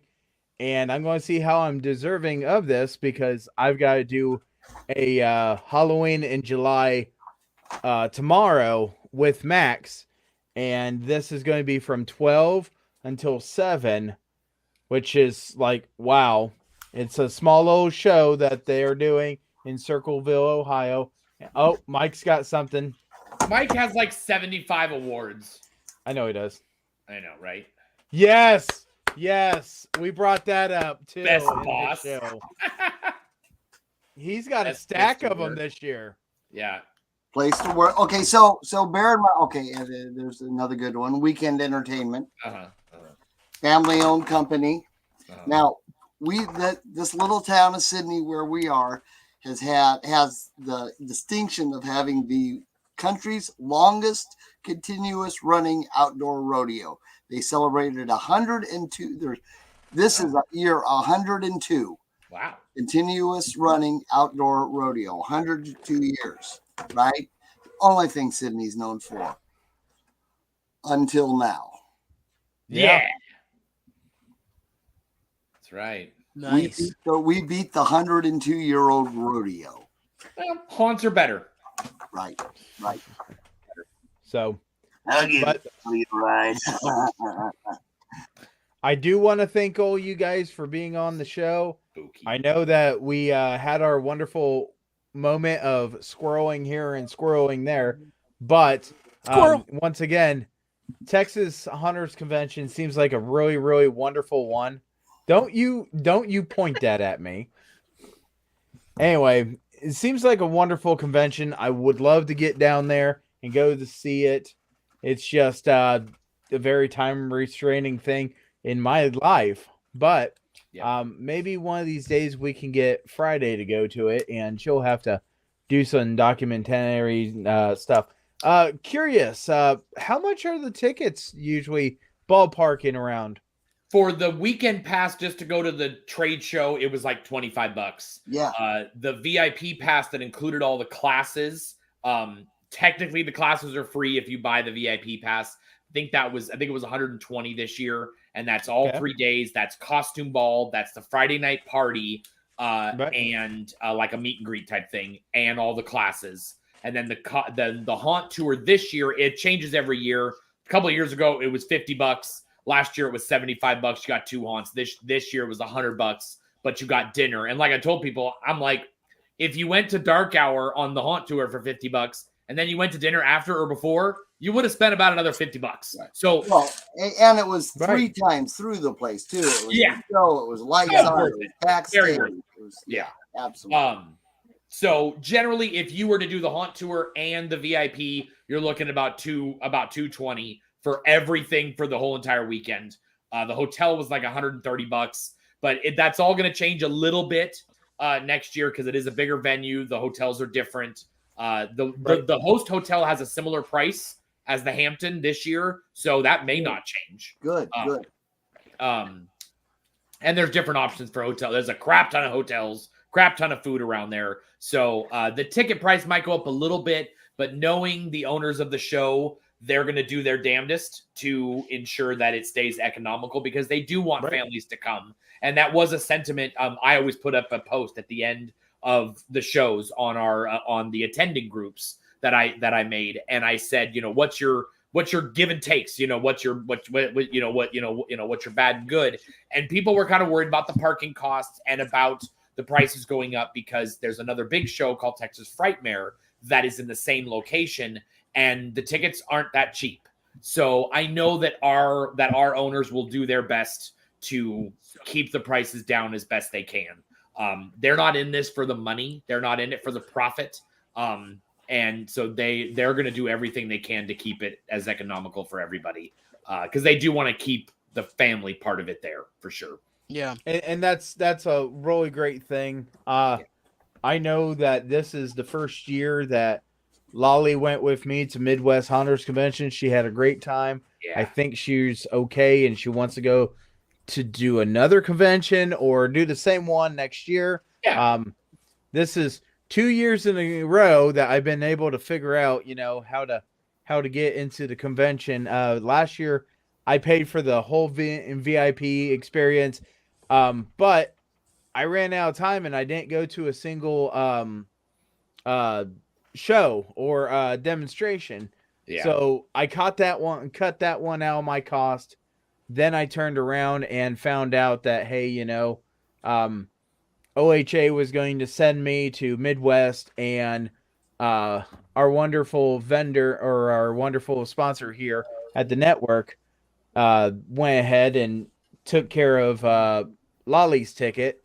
Nice. So both of us did not have to deal with that. I know Transworld, I've been told, come down, we will get you in. You can go underneath us or this or that. I am a haunt owner, so technically I can get the tickets, no problem. Yeah. You haven't been to Transworld yet? No, I haven't. And I took your advice a long time ago when you said go to other ones first. Yes. Then go to Transworld. I agree. And I've done this and I've said, okay, so next year just might be the year that I go down to Transworld to go see everything. I've got a lot of people that want to come, me to come. That way they can meet me in person or just see me down there. It's overwhelming. It's overwhelming for sure. The first time is now for you guys out there. The reason that I gave him that advice was because, as I said earlier, Transworld was our very first convention. Okay, Transworld is like the granddaddy, the huge. So the next few conventions we went to, we were a little let down because the very first one we ever saw was Transworld. Yeah, now that we've got friends and I got friends. Now that we've got friends and things like that, they're that's why I gave him that advice. And go with money, because you will want to buy. You will bring money.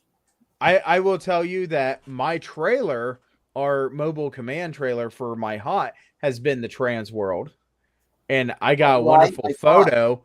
I got a wonderful photo by somebody that took a picture and said, well, your trailer's here, but you're not.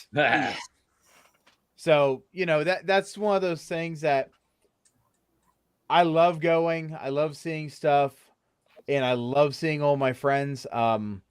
So this year might be the year that everything works together. Lolly's already told me that she doesn't think that I will be able to beat around the bush, and I will have to go here this year or next year.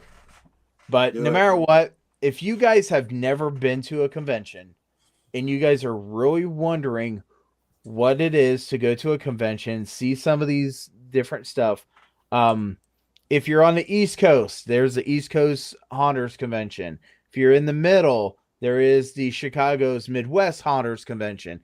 There's one in Texas. I know that there is smaller ones around, but I've never been to them, and I would like to go to a lot of different ones. I've always said, go to as many as you can that makes sense for you. Right. You know, like Midsummer Scream is a lot more horror oriented than it is than sci-fi and cosplay than it is Halloween. They are getting a lot more Halloween in, and they have a cool home haunt section that actually puts home haunts in, like you can walk through them. You know, but it's in California, so it's an expensive trip for a lot of people, and the hotel's not cheap. And the show's not cheap. And the show is not cheap either. Like 30,000 people go to that show, so it's not one of your. This is not a social talk to everybody show. This is a get in, buy your stuff, and get out if you can. You know, but go to shows that make sense for you. But also branch out and try to go to every one of them. We used to be told back, you know, before I even went, you know, because I had West Coast in my backyard, 20 minutes away from me. And everybody kept telling me, you have to go to Midwest. You have to go to Midwest. You don't go to any other show. Just go to Midwest. And I'm like, well, okay. So I went, and it was awesome. But I was like, well, what do you mean don't go to any other ones? Like, there are other shows that have things that I need, and every show has something the others don't. And that's where like all makeup. of them shine. And it's, what does it have? I said like makeup. Oh yeah, that's true. You know, but yeah, every show has something unique, even based on vendors or events that the other ones don't have. And so there is a good reason to go to at least all of them once. And I say that about vendors too. And then make your decision from there. If you didn't have fun at Midwest, then go to East Coast or go to Transworld, you know. But you will. Yeah. Plus, you're gonna meet a ton of people, and just like Pyle was telling the story about how his daughter's going and everything, you get to meet people, meet their families, faces to Facebook profiles, and you get to. I mean, I have made so many relationships and so many business relationships because of these shows, and almost none of them have been made on the trade show floor. All of them have been in the after hours. They've been at 1 o'clock in the morning. The couch in the lobby. Yeah. In the swimming pool. Yeah. The trolls here. How did somebody make that profile that's obviously me? That's weird. That's so funny. I wanted to show one thing that's made by a very creative person, Bill Bornder from Mindtrap Creations, and this to me was one of his favorite products. Oh yeah, the boob butts. Not me. I'm not his creation. Oh yeah. Sorry. The boob butts. They were he sold a lot of those. Yeah. Well, I actually had this one at my booth, and people kept coming up and going, "Oh, that's awesome. Do you have any more of those?" And I go, "This isn't mine. It's not mine." I said, "This is actually made by a really good, dear, very close, loving friend of mine." Yes, I embellished that, but he's working up at Mindtrap, just a few booths up there. If you want one of these awesome little props, you have to go there and get one. So I was talking about twerking. People were doing that left and right. There were a lot of vendors that were sending other attendees to other vendors. He sent attendees over to another person who sells horns because they wanted a specific type of horn. And we're all sending each other to play. Sending other attendees to other vendors because we want everybody there to succeed. And so people are like, "Oh, where'd you get that?" Or they would, like Christopher said, would see it in their booth. No, you got to go over there. And some of it, these people would just walk away from Christopher and go over there. And he's like, "Well, wait, you were talking about my products too." Yeah. Yeah. So it can right. backfire a little bit too. Yeah. So, well, but like I said, I want to, like Troy said, I want people to succeed. And if I don't have something that they need, and I don't have something that I can, if they want something that I don't have the ability to make right there, then because I make one of the horns that they were asking for? Absolutely. But I've never done one before, and it would probably take me a little bit to make sure that it's to the quality that I think it should be. But this vendor that's right down there, she has them. Go down there, check them out. So yeah.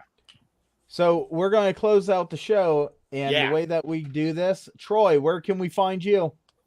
Terrortours.rip. All right. Reverend Mike. I'm everywhere.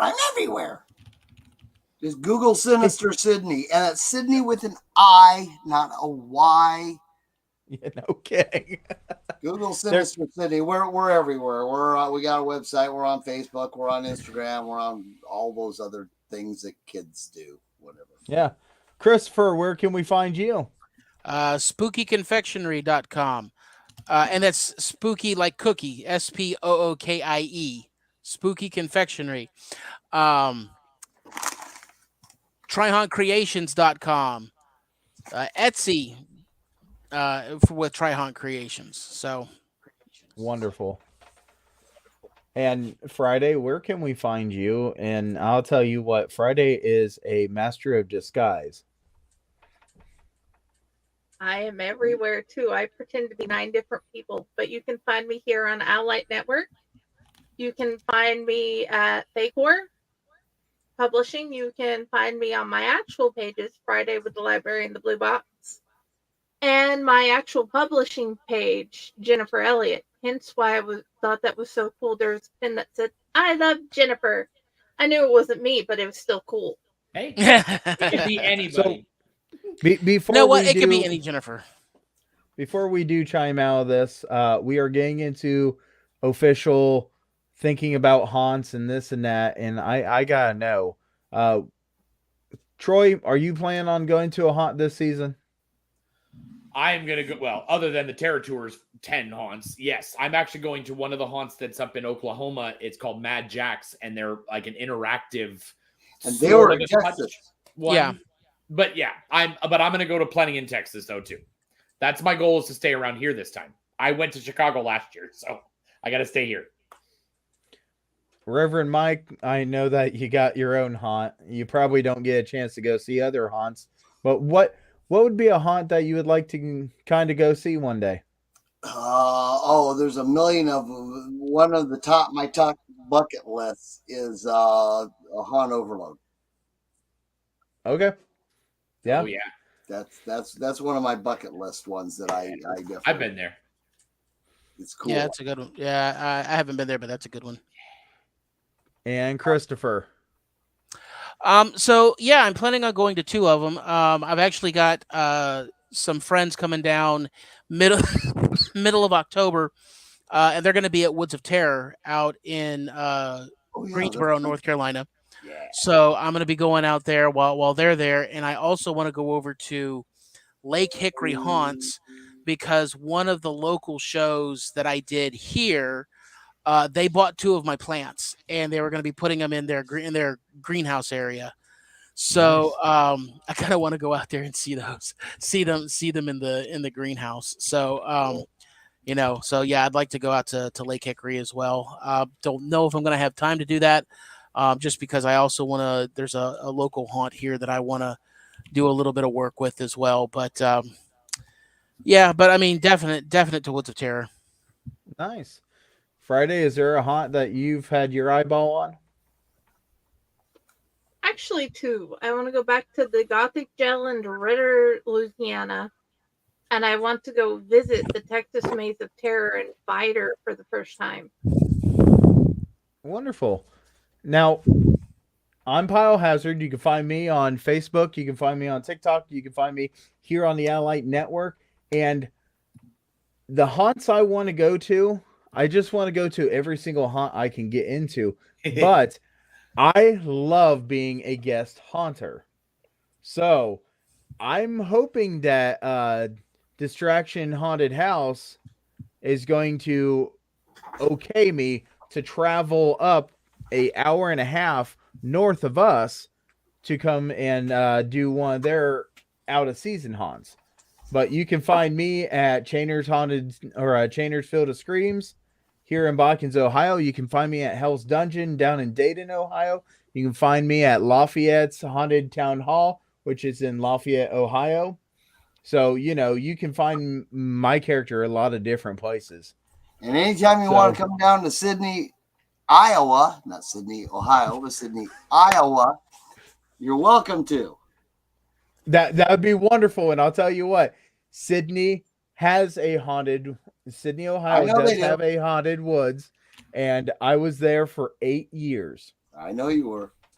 So if you want to come down to Sydney, Ohio, of course, our town was actually named after that one because the lady that owned all the property, Kate, was born in Sydney, Ohio.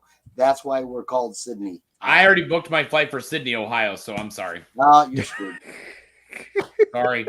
I was just so you know, Sydney, Ohio, their haunted town or their Sydney Haunted Woods is only open on Saturdays. So if you booked it to come in for a Friday show, you just need to go up north and come see Chainer's. I only booked for a Tuesday to Wednesday because that's when all the best haunts are open. Duh. Where you guys been?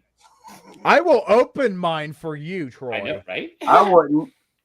I know. Mike would. Mike would run his horses down there to kick me. Yeah. As long as Troy gives me one of those stress hearses that he promised a long. Yeah, that you promised like a long time. God, I sold a lot of those. So we're going to end the show, but you know what? I think it's wonderful to have all you guys come along on this wonderful journey throughout the haunted house industry because there is a lot to this. And I love my guests, and sometimes they got to repeat, and I have no idea what Reverend's doing right now, but sometimes I don't want to know. Well, it's past his 2:30 p.m. bedtime. His Ovaltine's worn off. I ate at like 4:00 this afternoon. Look, how old are you, Grandpa? Did you not hear him? You were at his 60th birthday celebration, Troy. Right. God, I should have got there. If you cared more about people, you would know that when you're at a birthday, like how old they are, and you would remember it. I have an award for Troy. All right, I don't see ages. I don't see ages. I'm not an ageist like you. Okay. This is why they go on tomorrow and they will bicker and fight all on day. The wonderful haunt chat group. That's right. So no, we never fight on the haunt chat group because nobody can get a word in otherwise. Yes, we do. So right now, Friday, can you do me a favor and go ahead and play that wonderful video at the end of the show to get these two to stop bickering? Bye-bye. What are you talking about?